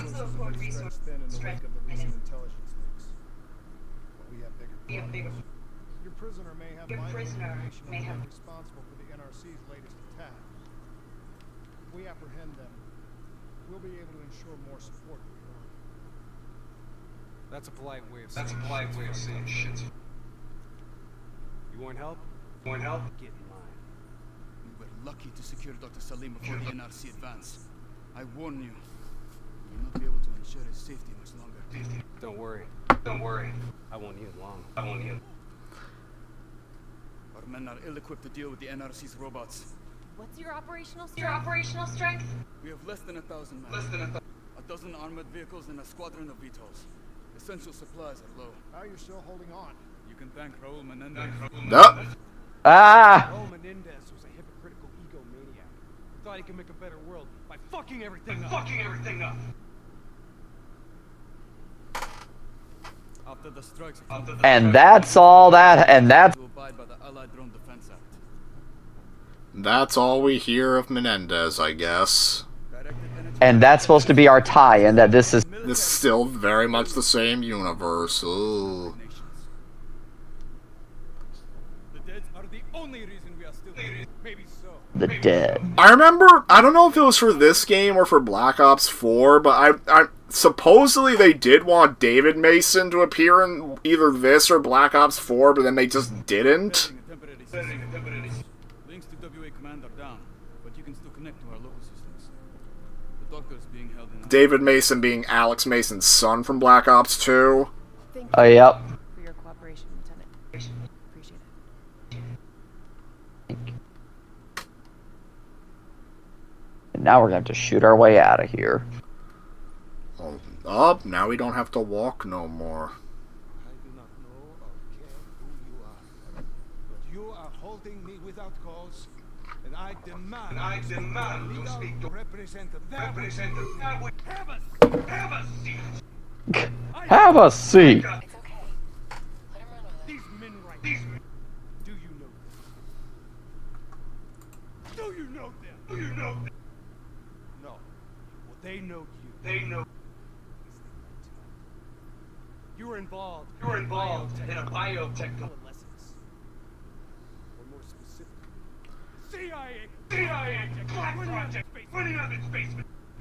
I'm sorry, him trying to sound angry is kind A lifetime giggle. ago. Well, your past gets catching up to you. Right now, you're in real danger. So Jado posted in the movie chat that apparently Tony Todd does get a really good send off in Final Destination Bloodlines. Oh, that's good. Like, I saw this YouTube clip that showed them filming with him on set, and the cast were like saying it was really awesome to film with him, and they were all insisting, doubling down, that Bloodlines is apparently going to finally go into the backstory of his character. Oh, good. So he is going to be somewhat of a more. Yeah, and we were noting how in the footage we've seen of him, it looks like he was really sick when they were filming. According to IMDb, yeah he was. And the producers noted, the producers noted he pushed through filming simply because he wanted to reprise his role again. Like, I loved.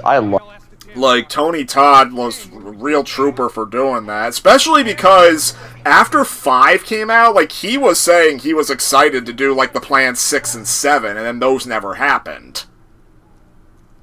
Wasn't also like, because it kind of is a similar situation. Didn't movie was Say again. Sorry. wasn't Raul Julia Raul Julia, are you... there? Oh, yeah! Street Fighter. When he was filming Street Fighter, yeah, he was dying of cancer doing that. And I think they actually like scheduled. Well, there's a ripped up arm. Well, in order to film his scene. Sorry, Discord's being a bitch with your mic. Yeah.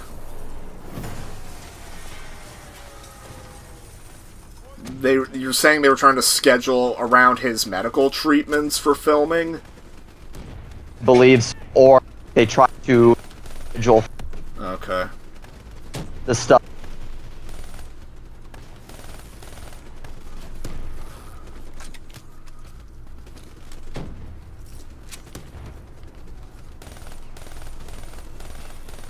But yeah, I am so excited.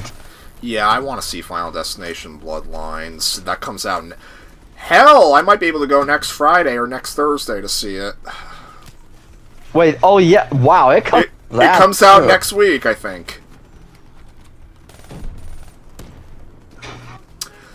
Freaking next Saturday, I might... Well, then again, next Saturday I could always go too, because I'm not doing anything except maybe a movie event with a server that Alma's part of. I don't know yet. But Sunday is a busy theater day next week. Oh, what is it? It's like a series of dance competitions that lasts the entire frickin' day. Oh, wow. So. Well, I may want to try and see this horror movie that comes this week. What's the movie? Clown in a Cornfield. Ah, okay. You know, there's a Terrifier game out. It's like called Terrifier, the arcade game. There is? It's like I think it's like a pixel-inspired beat-em-up, I think. Oh, yeah. I only know that because apparently a physical copy is being sold through VGP.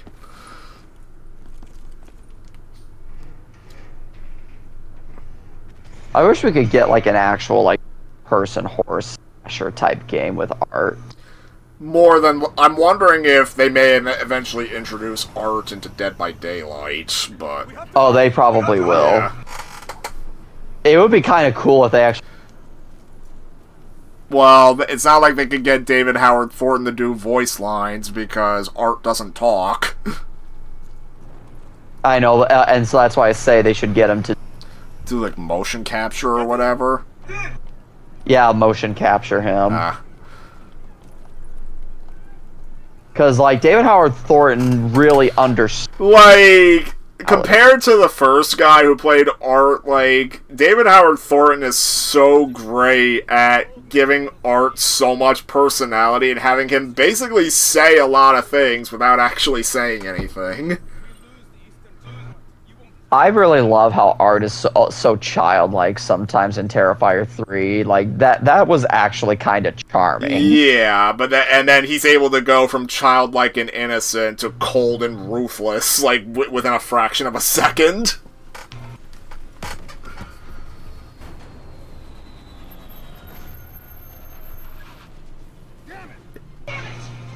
Damn it! Out. The spike launchers were used to demolish buildings. We plan to use it to weaken the tunnel supports.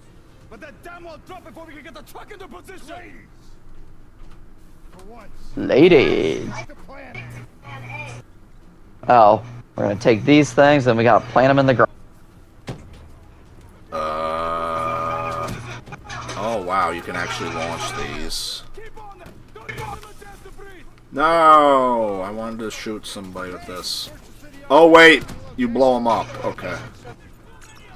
Got to give me time. These systems are down. I'm doing this by eye.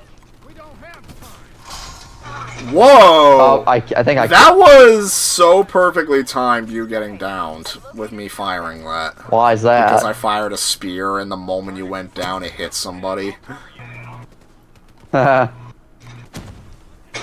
Oh, plant a spike over here.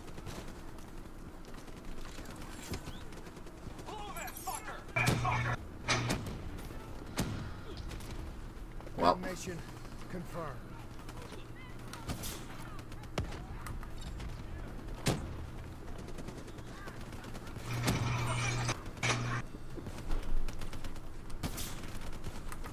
Two more in the north line. Sending your way. Copy that. Hendricks, you cover me. oh, you can refill ammo. Boom! Go boom. Kaboom. I'm trying to think of what does Channing Tatum's Gambit say in Deadpool and Wolverine about making go boom. Whoa.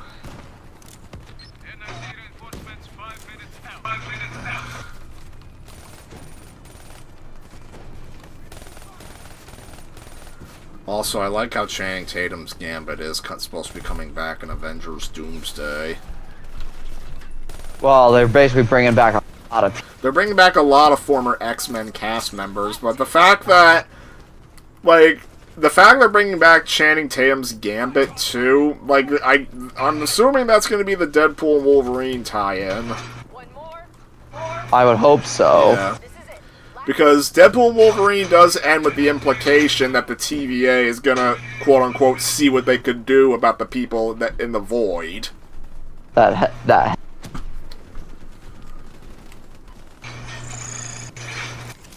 And, I mean, they also confirmed Loki's gonna be in the frickin' movie, so obviously the Loki show is gonna be important, probably. Because, like, season 2, basically Loki having to be what the universe. Yeah. He has to there. Move.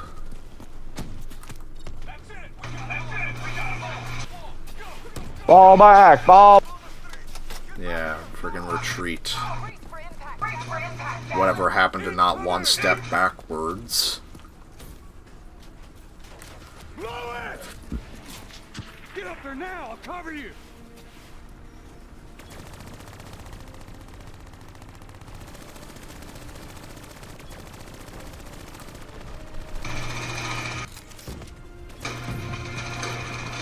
Oh.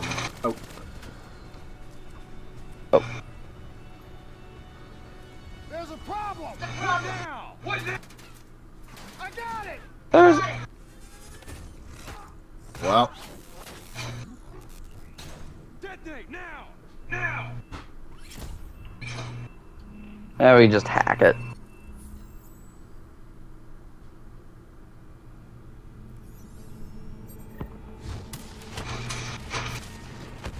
Kaboom.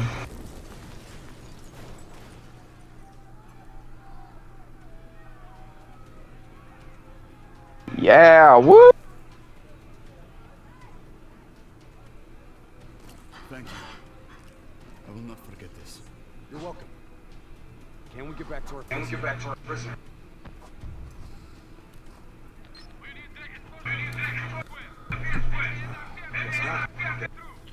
Abdin Palace. They're looking for another way into Ramses. Z's. Secure the area, Lieutenant. We'll rendezvous at the Ramesses. My people. frickin' I barely made out frickin' the Prince of Egypt reference.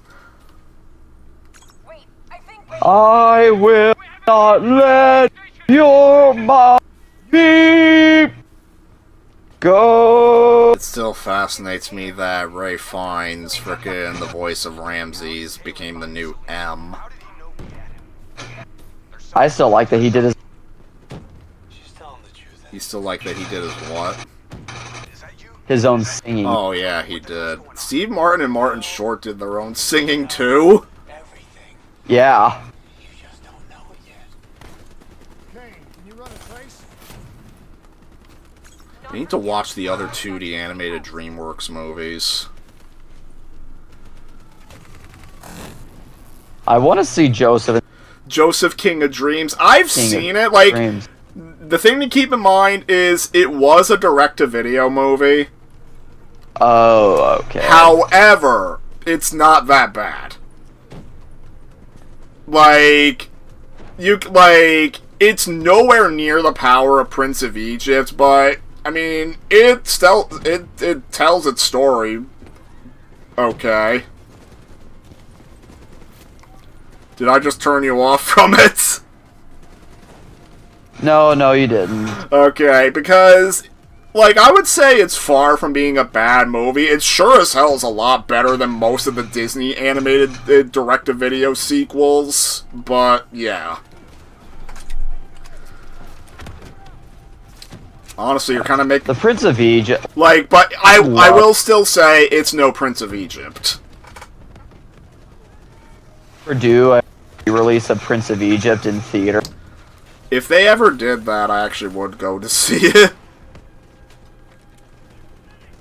I would Like, seriously. and they did it, by the way. I know they made a musical adaptation. I think. They also had like a princess. They had a what? They had a princess what? They recently did Prince. No.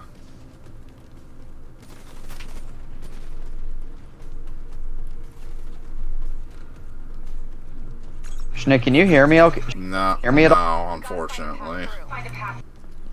Kane, Like, can you hear me now? Yeah. Scanning for life signs. Okay. Well, I was just gonna say, Princess Mo.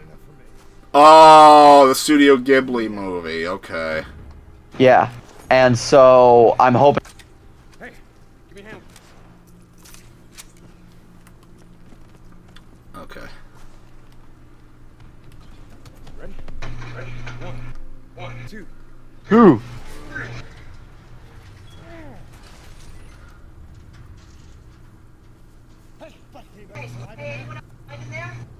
Friendly's coming in! Watch your step in there. This bucket's hanging by a thread.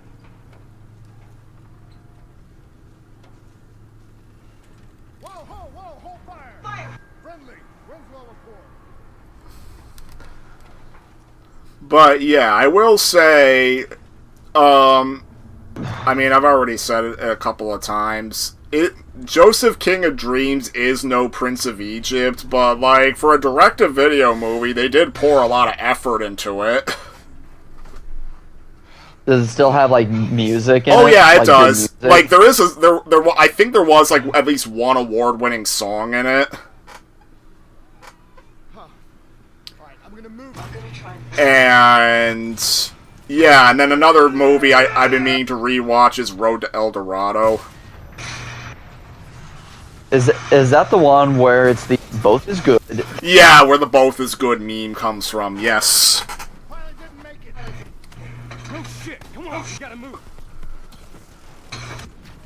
I remembered watching, like, I watched it like a couple of years ago when I got it on Blu-ray, and then freaking then there were two more. There was Spirit, which was the one with the whole with Matt Damon voicing the inner monologue of a horse, and that one I actually remember seeing in theaters.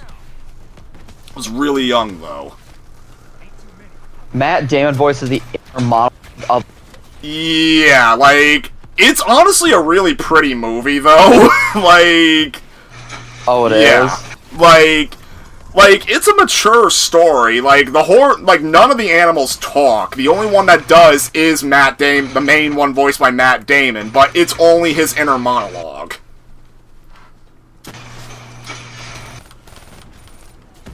Other than that, the only other characters that actually talk are the human characters. And, like, I think the implication is that it's like set like in the United States in the 1800s. Like you have like these Civil War looking soldiers, including one that I think is one that suspiciously looks like General Custer is voiced by James Cromwell, I think. And like then there's also this plot line like Native Americans losing their land, I think. Like I'd have to watch it again to be sure, but yeah, that movie is actually pretty beautiful at points, but freaking very recently they CG'd the crap out of it, and they've tried to make it into a franchise for young girls on Netflix, and oh yeah, I think I saw that was on Netflix. Yeah, that a series of it was on Netflix. Yeah, like the original movie is far better than that trash. And then the last 2D animated movie they ever made was Sinbad. That one... I've heard of that. Yeah, Sinbad, like... I've heard, like, some people like it, some people don't like it, but I remember it has its merits. Like, I'd have to watch it again to be sure, but... Yeah, that was the last 2D movie DreamWorks ever worked on, and then they went all in on claiming they're never making another one. It's gonna be all CG, except for the Kung Fu Panda movies sometimes using it, but that was it. Oh, sometimes using 2D? Yeah, like Kung Fu Panda would use 2D for like for Poe's dream sequence at the start of the first one, and they also used it for like some of his flashbacks in the second one, I think. Oh, we gotta take care of that thing again. Rocket launcher. Oh dear, I gotta get down.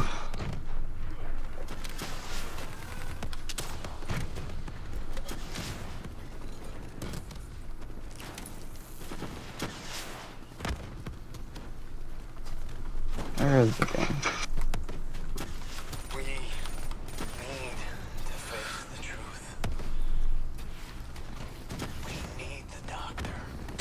We need the doctor. Doctor, you've done it! Hannah! She's all better now. She's lying! Whatever she says is not true! No. Have you ever seen the live action Toy Story? I have not. Yeah. Didn't even know that was a thing. You do know that was a thing, though.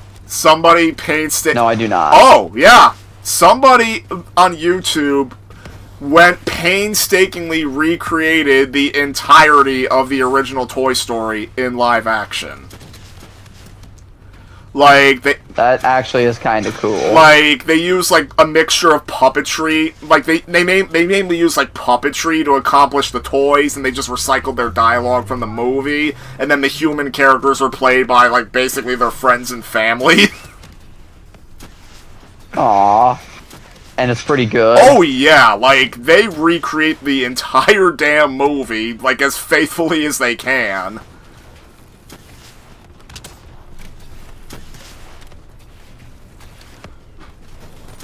Like, I know people were clamoring for them to remake Toy Story 2 next, but I think that would be a much more daunting effort, like, especially with, like, stuff like the plane escape at the end.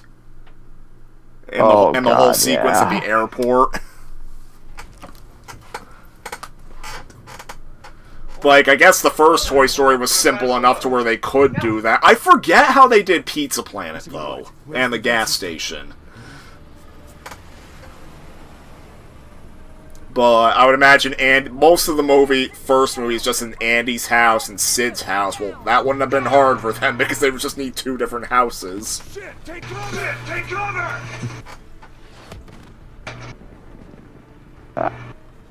Might have to look that up, actually. Yeah, like... I mean, I know that occasionally it's been taken down from copyright because of Disney, but, like, people keep putting it back up, including the original uploader.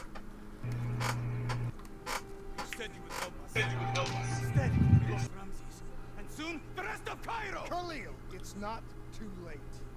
The people who did this are traitors. They're going to continue to help the... Traitor! We need to fight back. Liar! You're with him! You brought him here to kill You me! brought him here to kill me! Get no, let her go, Anakin! Let Targets on the move. One go! Cabochette. Copy that. See you at the... Apparently there are people literally clamoring People to be remade completely. were clamoring for what? There a reason A complete remake of... about this A complete remake of Revenge of the Sith when the movie already looks good as it is. Your head has... Well, with the clone... Oh, with Clone Wars, with the final Clone Wars episodes included. Well, technically Well, no. What I mean is with, like... I did. with the Clone Wars characters. We have a chance. We find Salim, we find Taylor. No, with Clone Wars animation. Oh, recreate the movie's events with the Clone Wars animation. Okay. Yeah. I shouldn't have done it. Yeah, that would make sense, actually. I'm having second thoughts about this second mission. Yeah, I understand. We got a job to do. I know. It just feels wrong.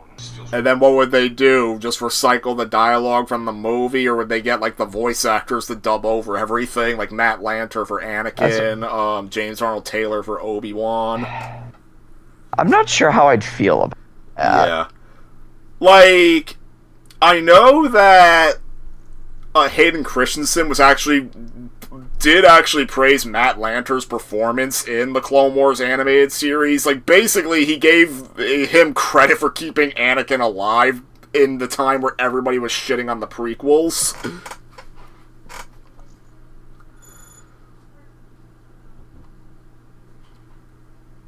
Well, Matt Lanter does a great job.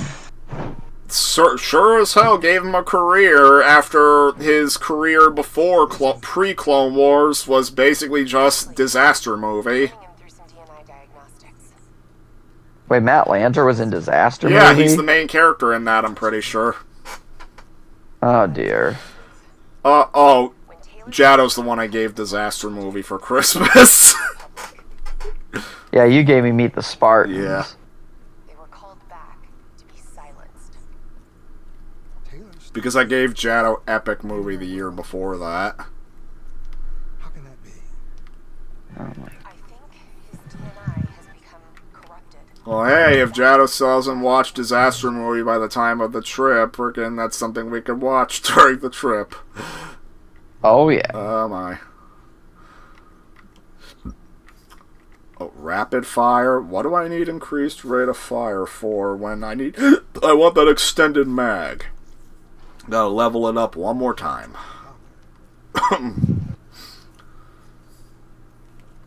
Cybercore.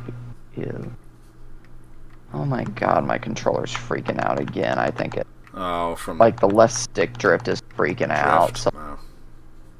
I think I may finally have to pull the trigger and I just buy a new PS5 controller. Is yours still under warranty, though? I don't think it is. Ah, because if it No, was, it you is would have been able to not. just mail it into Sony and they'd fix it for free. That said, when my Classic Edition controller, if it ever gets drift, that's going to be a sad day, because I don't want to mail it in, because I'm pretty sure, because it's limited edition, they're just going to send me back a random-ass controller. And I don't want to lose this one. Not after what I had to go through to get it. What'd you have to go through to get it? Scalpers! Oh. Like, one of the last big Twitter threads I did before frickin' I abandoned Twitter was basically, like, matter of fact, it's recent enough to where I could just legit go on Twitter and frickin' read it out.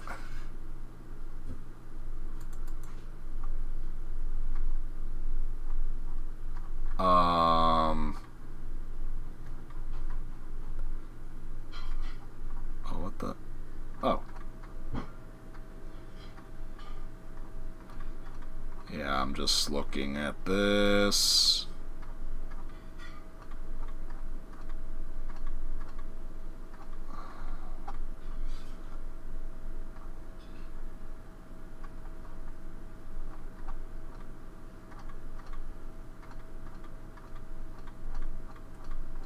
What the hell? Yeah, but, yeah, the 30th anniversary controller, oh, I'm pretty sure it was in September. There's probably a lot more crap I have to trudge through than I think before I can get to it. Are you still looking through your stuff? I am, yeah. Okay. I am just... I think it was September 20th when the controller dropped.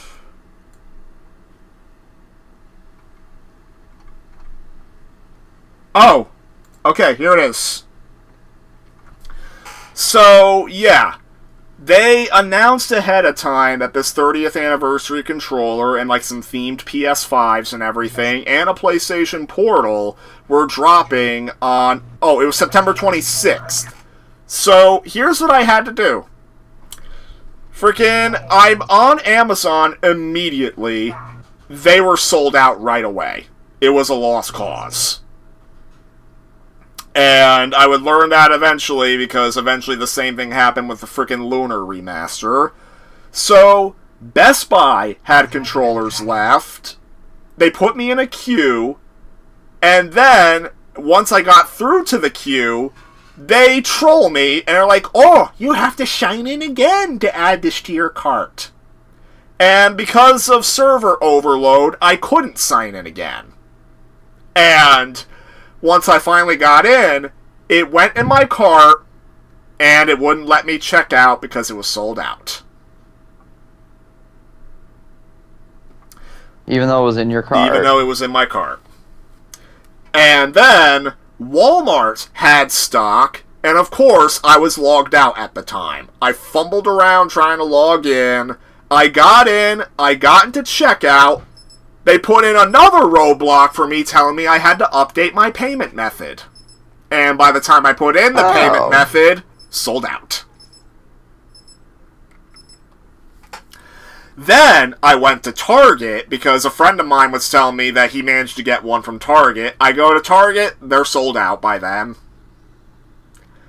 Then GameStop, I don't even know if they got any stock, because I didn't even see a listing on there.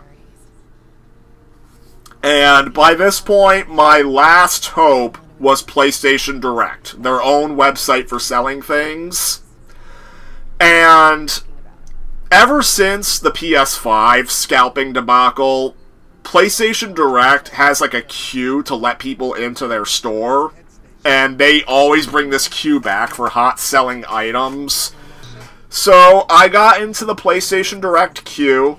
The wait time was over an hour long. Jeez. So, and keep in mind, while all this was happening, I was at work. Oh my god. And so I just went back to doing my work. and I kept checking on the time every now and then. And then, when the timer had 3 minutes left, I excused myself to the break room, and thankfully I got into the queue, I logged in, and they still had stock. So, I think it probably helped that most people were gunning for the exclusive items that were on PlayStation Direct, like the PS5 Pro and the Portal and all that. And, or like, no, the DualSense Edge was like exclusive to the Direct website. And, yeah. So, I found they still had stock. Even though they had just made me sign in to check the stock, they troll me again with sign in again to add to your cart. But lucky for me, I didn't have to enter my login info. They just auto-signed me in. It must have been like a glitch. And again, I had to fumble around trying to add a payment method, but through a miracle, I got it. Dear. Freaking through a miracle, well, we're dead. Oh dear, oh dear. We're dead. We're dead, we're dead, we're dead. We died, I'm dead. But yeah, freaking, that's my story of how I got my 30th anniversary remote. I had a bit of a panic attack afterward because right after I completed checkout, it kicked me out of the queue and I had to wait in line again, so I didn't have confirmation if that my order went through. But then the email came like 10 minutes later that I got it. Oh, by the way, this might... Yeah.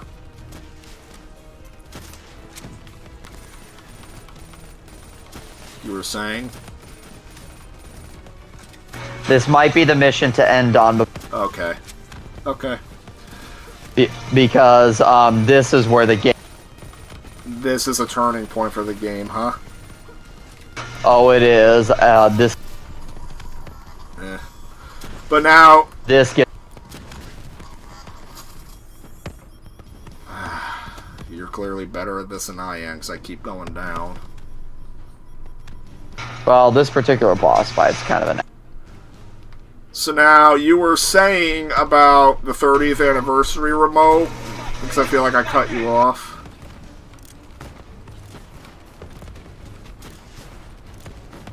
Hello?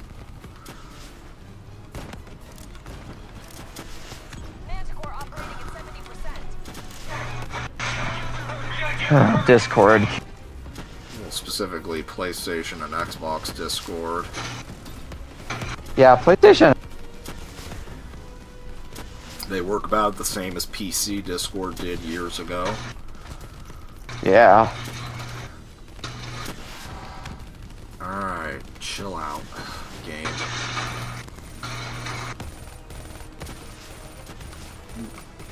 But yeah, frickin', that was my scalping story, and the most recent scalping story I had was with the Lunar remaster, thank God for VGP. What's VGP? It's a Canadian video game store outlet. But they have a website where they'll sell things to the US.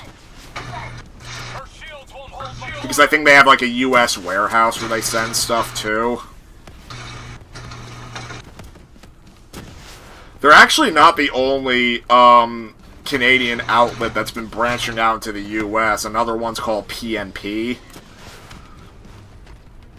Freaking that Blue Sky account, Wario64, keeps advertising their sales and everything. Plus, both VGP and PNP, they keep doing re-releases of limited run stuff. Which is admirable. She's down! She's down! Hurry, you have to get her face before we lose her! Sarah Hall. Was this a character that was also in Black Ops 4? You don't know what this will do. I know. And I'm sorry. I'm not sure. Get ready for mind fuck. Haha. Is this the level where the zombies show up? Kane. Hendricks. Hendrix! Is this the level where the zombies show up? Yep. Oh my god. What is that? A baby. Is this Death Stranding now? Is anyone there?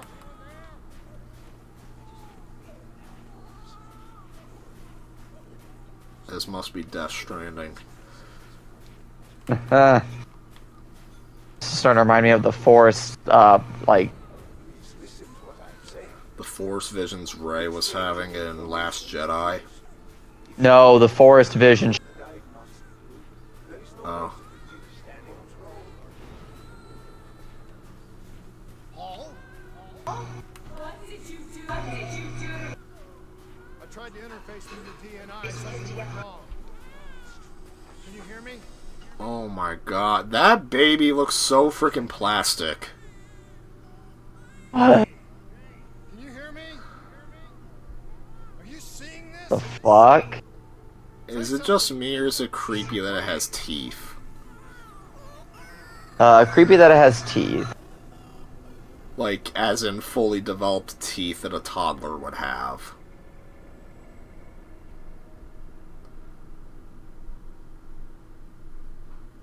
It's the Flag Project.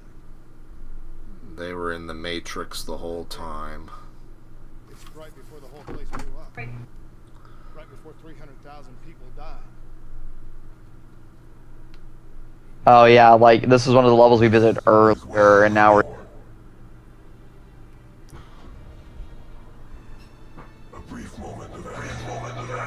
I'm sorry, what? Oh yeah, now we have to deal with this whole AI. That's who's talking. Oh, is that the Nova 6 gas? Agent escaped into the atmosphere. Might be. Sarah? That voice, do you recognize it? It'd be funnier if it was Shrek's gas. I remember, but it sounds like it was a dream. Donkey, if it was me, you'd be dead. Tell me everything you remember. Were you just trying to imitate Shrek's burping from the extra large game? Yeah. Oh my god. That's one game I might try to force you to play on stream when you visit me. The Xbox version of that. Oh god. Check the room. You could try the race mode with cartoonishly impossible time limits. Test subjects. Oh, I've seen the gameplay of that. There's a friend of mine who actually played through the entirety of the race mode, and now he's really good at it, but his first playthrough, he got flaming pissed off at it. We all knew that we had just stumbled onto a CIA black program that had been buried for a decade. A program that in all probability had led directly to the Singapore disaster. We called it in, and we were ordered back to the Black Station.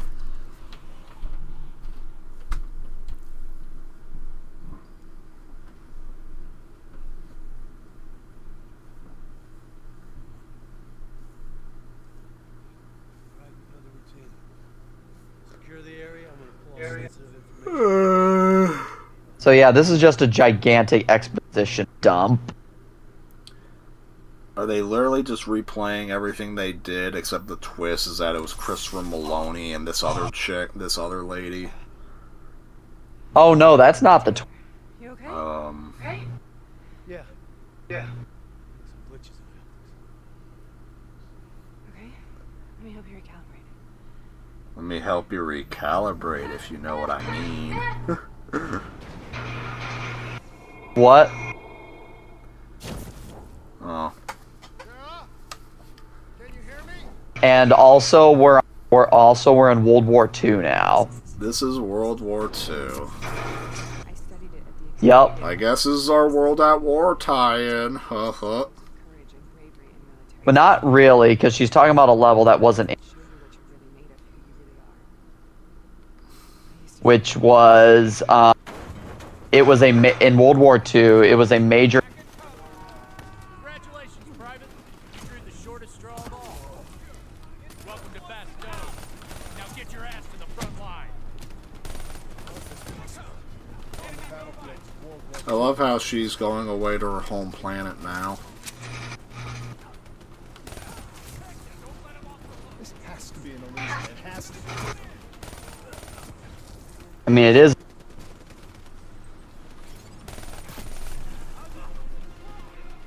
Yeah, let's.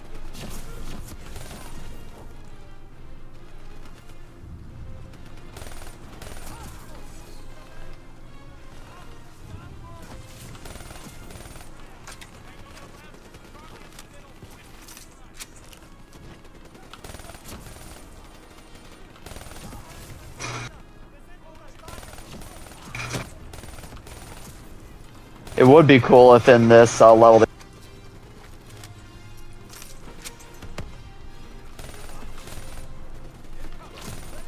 Are those ashes in the air, or is it snow? I want to say it's ashes. Okay, because if it was snow, then frickin' the reason it's mindfucky is because the snow is falling upwards. But if it's ashes, then maybe it makes a bit more sense. Well, actually.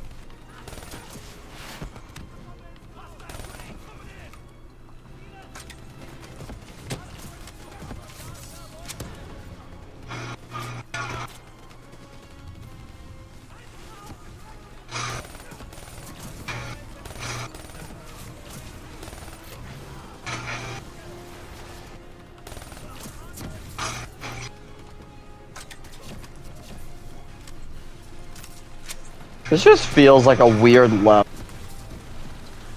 Yeah, because they want to invoke frickin' different feelings from you.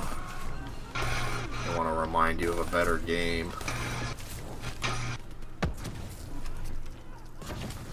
I know it doesn't resemble a World at War level, but the fact it's World War II, like, is I think is meant to invoke that World at War feeling. So much suffering. Come back, evildoer. Don't go back to your home planet.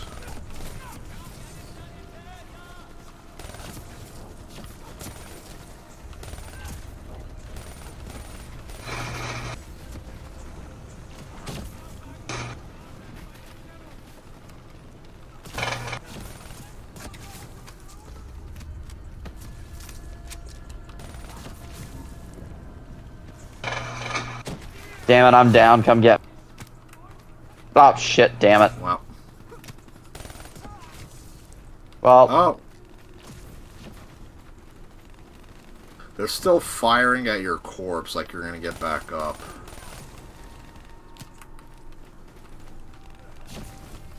Out of my way, out of my way, out of my way, out of my way, out of my way, out of my way, out of my way. Are you wearing a helmet? I am. I'm not wearing a helmet, right?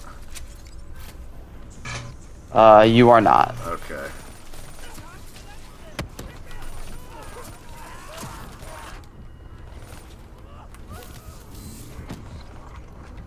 My controller's going mad with staticky crap.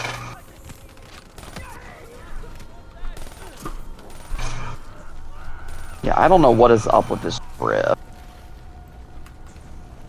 Because I've tried What the hell was that? Oh, what the fuck are we dealing with now? the dire world. Yeah. Oh yeah, now we're now. At least it's not Call of Duty Vanguard, where the moment they simply touch you, you drop dead.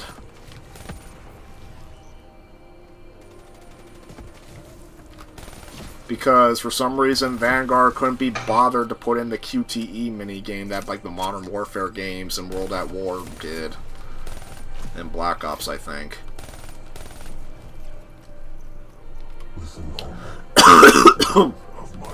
Listen to the. Well, not World at War, actually, I don't think. Imagine yourself in a frozen world. Again, like now.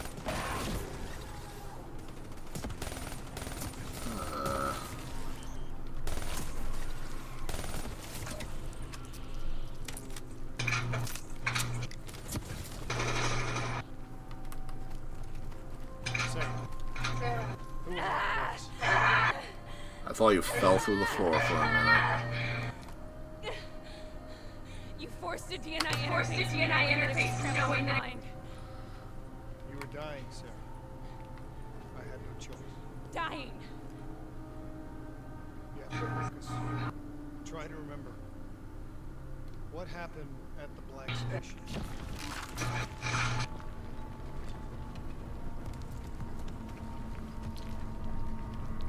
Oh, wow. Julio. Okay. Jump. Jump. Jump. I think this is where zombies. Where the zombies start.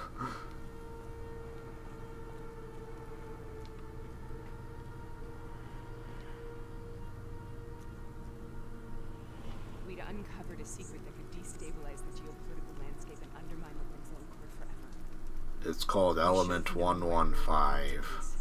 We couldn't be trusted. They couldn't take a risk. Okay, this close-up on this character's face is reminding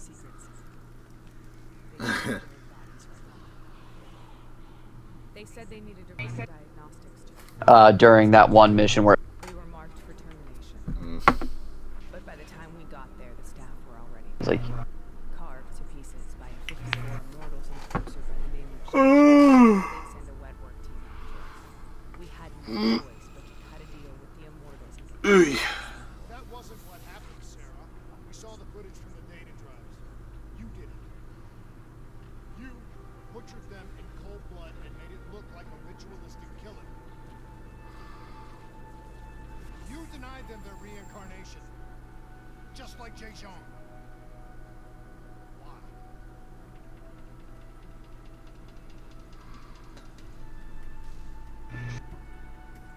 an evil AI made the AI. what? Sarah?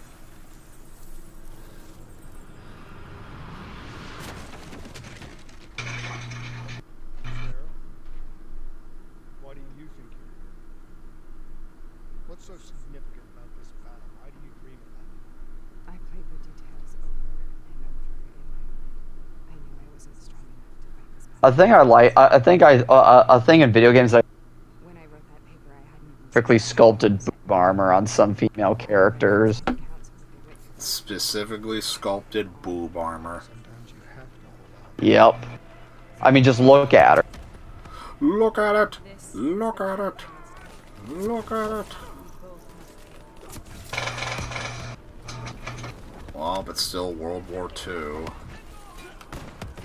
Okay, I know zombie. Frickin', come on, we gotta play the Battle of the Bulge, where Grandpa Phil from Hey Arnold single-handedly won the whole thing himself. Oh, did it? How did he do it? Oh! So, in Hey Arnold's Veterans Day episode, legit, Grandpa Phil's in World War II, he's transporting, contaminated, like it's not Spam, but, like, it's, like, another type of, like, military ration meat that's gone spoiled. He's supposed to be transporting it so that it can be disposed of, and then he gets caught by a troop. Well, first he lies and claims he was caught by fucking Hitler himself, and then he gets like a silly little moment where he freaking gets a fist fight with him, does a Three Stooges eye poke, a noogie, and a wedgie. He defeated Hitler, he won World War II, that's it. Nope, he admits he made it up. But then he says he got caught by a troop, by a squad of Nazis, as he's trying to transport the spoiled food, and the Nazis think he's actually trying to take legit supplies to the Allied troops, so he bluffs them and says, "Oh, you got me, I'm actually transporting supplies," so they eat the spoiled food. The next day, they all have upset stomachs, and they don't show up to the Battle of the Bulge, so the Allies just walk in and take it. Ah. Oh, that's...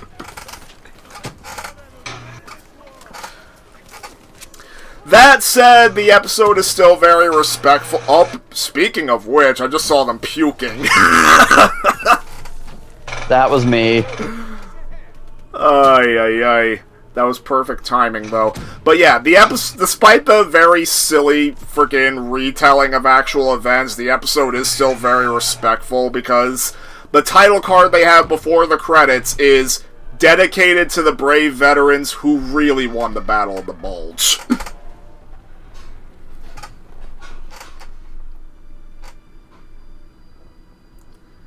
Man, this level has been going. When are we getting the zombies? I don't know, but it's like. We're getting all these wannabe Nazis that are not real. And now when we shoot them, they're sucked into the vortex, so no capes. Are you strong enough to defeat? Alright, yep, no capes. Goodbye. Nope. No capes.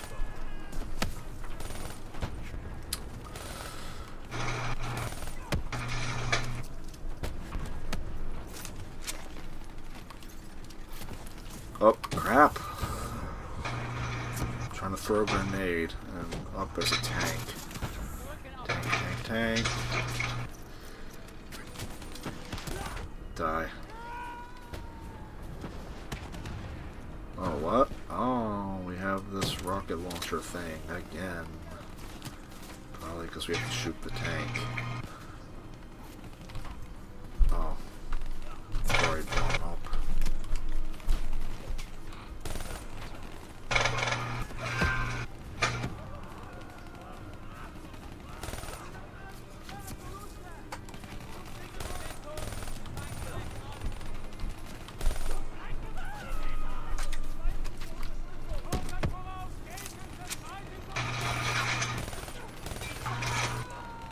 I'm 90% certain these German soldiers or whatever are using the futuristic Black Ops weapons that only vaguely look like Oh, their I'm sure. weaponry.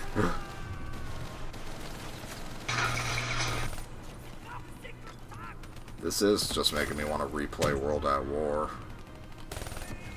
Again, that's also one of the best campaigns. Yeah. One of the tougher campaigns, though. It can be. Mainly because enemies in that campaign like spamming grenades more than usual.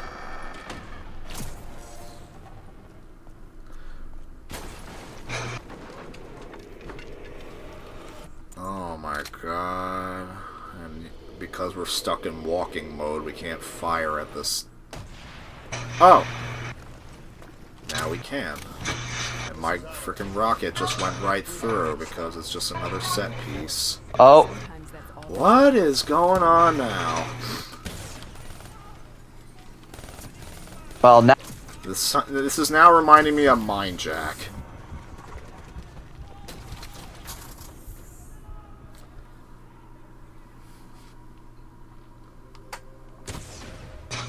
God damn it. My controller is fucking. It's fighting you. It is.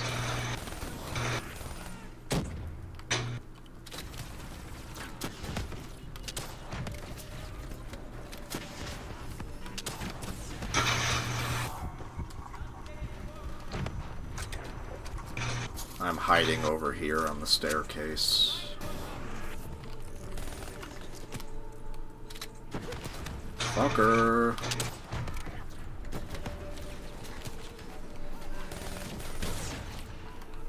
Quit it with the soldiers.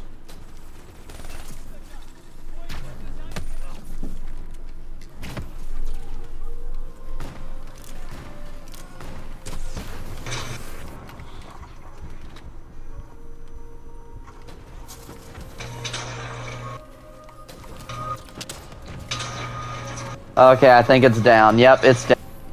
It's toast. Ito.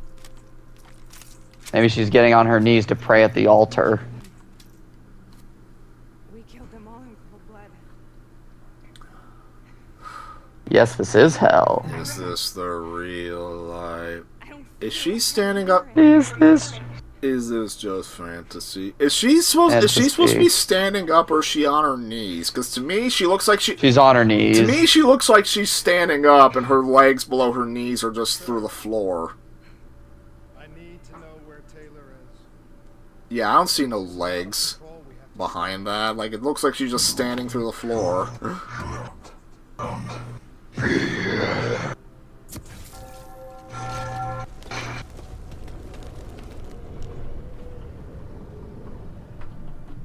This is a long-ass mission.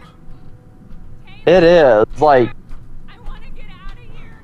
We both want the same thing. We both want to find Taylor. Where is he, Sarah? You have to stay with me. After you discovered the Black Project, you went looking for Celine. We traded the intel from Corvus and the Black Station to the Immortals. God, why is this level so goddamn... Once we had Celine's location, I want to say maybe it's because this is just a giant exposition dump. Yeah. Or that's all. the doctor was Shoving a bunch of new information. Taylor was obsessed. We all were. He said it was the only place we'd ever be safe.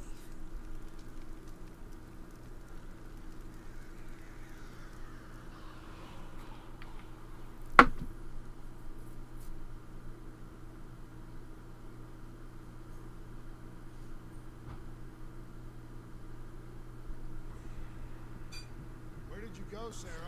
Oh, Did you find somewhere safe? here we go again. We held up in the old aquifers and made our plan to save Celine.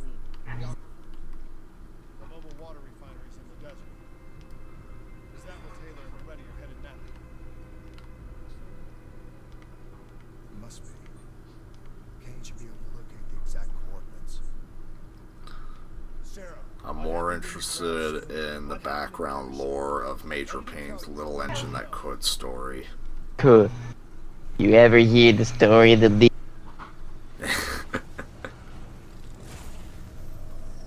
That was when military stories were so simple. All we needed to know was that this little engine's mission was to take some AK-47s and nuclear payload over the mountain to the 2063 Battalion. We're there from the beginning. CIA, DNI. Taylor, we got incoming. Paul, shoot up. Paul! What do you want from me? Tell me about the frozen forest. The forest is nothing. It was just an idea. I planted nations. It was meant to help them find peace after the experiments. Right, the illegal DNI. Hidden beneath a corporate facade, a project that killed over 300,000 people. It wasn't my fault. Something happened with the software that collated and streamed the test subjects' experiences. The project was no longer under control. I was not to blame. Who was?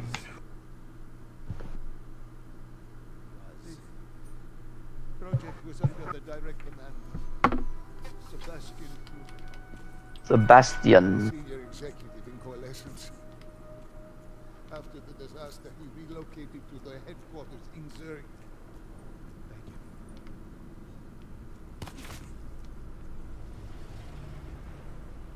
This is a simulation, right?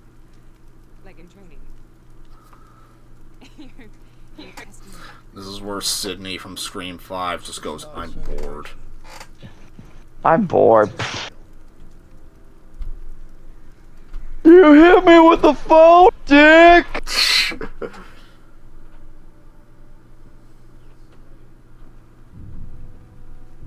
You heard what the doctor said. The frozen forest isn't real. It was just a way of calming down test subjects, controlling them. You've been chasing something that doesn't exist. I think I know what this is.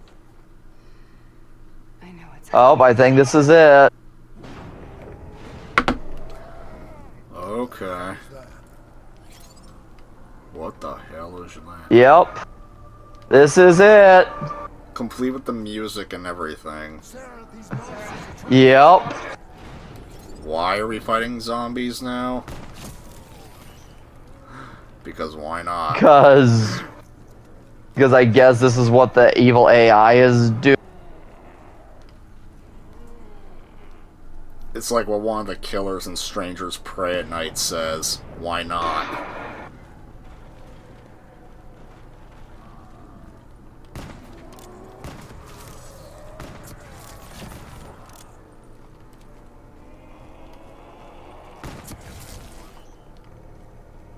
I still prefer the line in the original first movie where it's like, "What is this? Because you were home." Which is basically the same vibe to me as why not? Well, to me, because you were home is just a little more creepy because, like, it implies that they did it because Tyler answers the door. They just did it to the first person who answered the door. Yeah, that to me is what makes it creepy. Well, you gotta admit, why not is better than the line from the stupid reboot, right? I'm trying to remember, what was the line in the reboot? It was like, it was changed to because you're here. Oh, because you're here. Yeah, that is fucking... Yeah.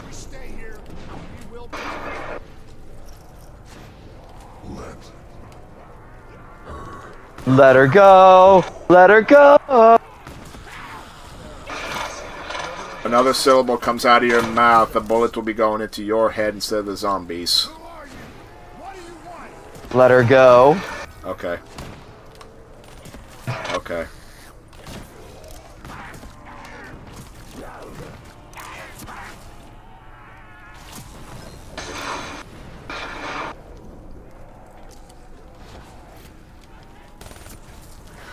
I was trying to quote Judi Dench's M there, because in Casino Royale there's a scene where Daniel Craig's Bond almost says her real name, and frickin' she says something effective, another syllable out of your mouth, I'll kill you myself or something. Also, apparently... Oh, speaking of Casino Royale, I saw an interview where Mads Mikkelsen talking about the filming of all the poker scenes. Yeah. And apparently everybody on set, except for Daniel Craig, actually knew how to play. Oh, so Daniel Craig just had to go through the motions. Well, he did, and I think, like, the act... Oh, I think he mentioned something like they were playing real games of each other. And I think Mads Mikkelsen kind of joking, kind of cheekily says Daniel Craig was fucking shit at... Yeah. So basically, Le Chiffre would have won if it was real life. Yeah, Le Chiffre would have kicked. Yeah, like, if it was, like, real-life Daniel Craig against real-life Le Chiffre, yeah, Le Chiffre would have kicked it. Yeah. I do like Daniel Craig's line in the way Le Chiffre is like, that last time nearly killed me. Yeah, because of the poison.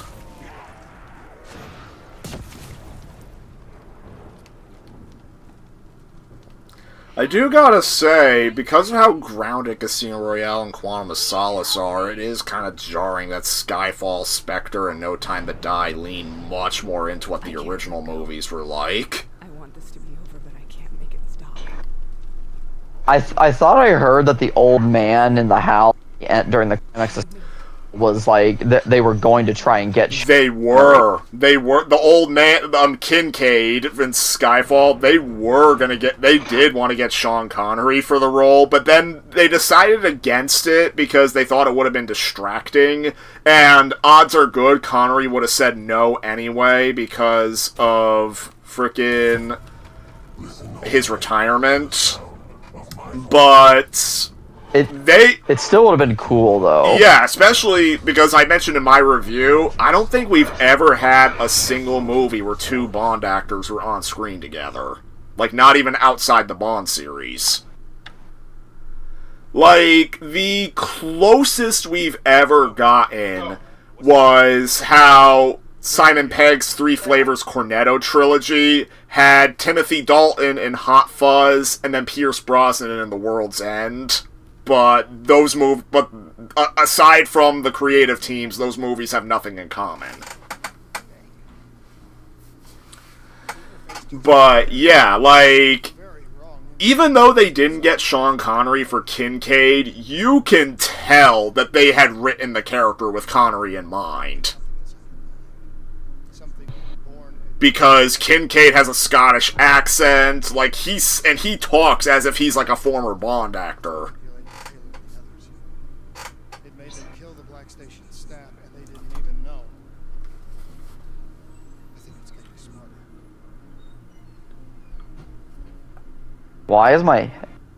That was weird. What happened? You couldn't hear me? No, sorry. Oh my god, it's finally over. God, that mission was almost like, I think we started like 4:25. That mission is just about 40 minutes long. Oh my god. Oh yeah, that's a good stopping point. Definitely. Let's just get to the hub area so we know it saves, and then you can close the session and everything, and then... Oh my god. There you go. Yep. Alright. Saving. You saved Oh him. man, that... Oh good lord, that was something. Yeah. I definitely need to eat something now. Yep, so I'll probably see you back in about an hour and 20 minutes or so. Okay, and then at like around 7:30 I'll take the dog, so that's out of the way, and then... Well, 7:30 my time, that is. And then... yeah. Frickin' Avatar. And I'll have to catch you up on everything, because it's been a while since we watched. Oh, Avatar. Avatar. Oh my god. Or Ong. Or Sokka, or Iroh. Uncle Eero. Yeah. And honestly, that sounds like Uncle Eeyore. Well, like I said, this was always fun. This was fun. This was fun as you. Yeah. Yep. I will see you back in a little bit. All right. Goodbye.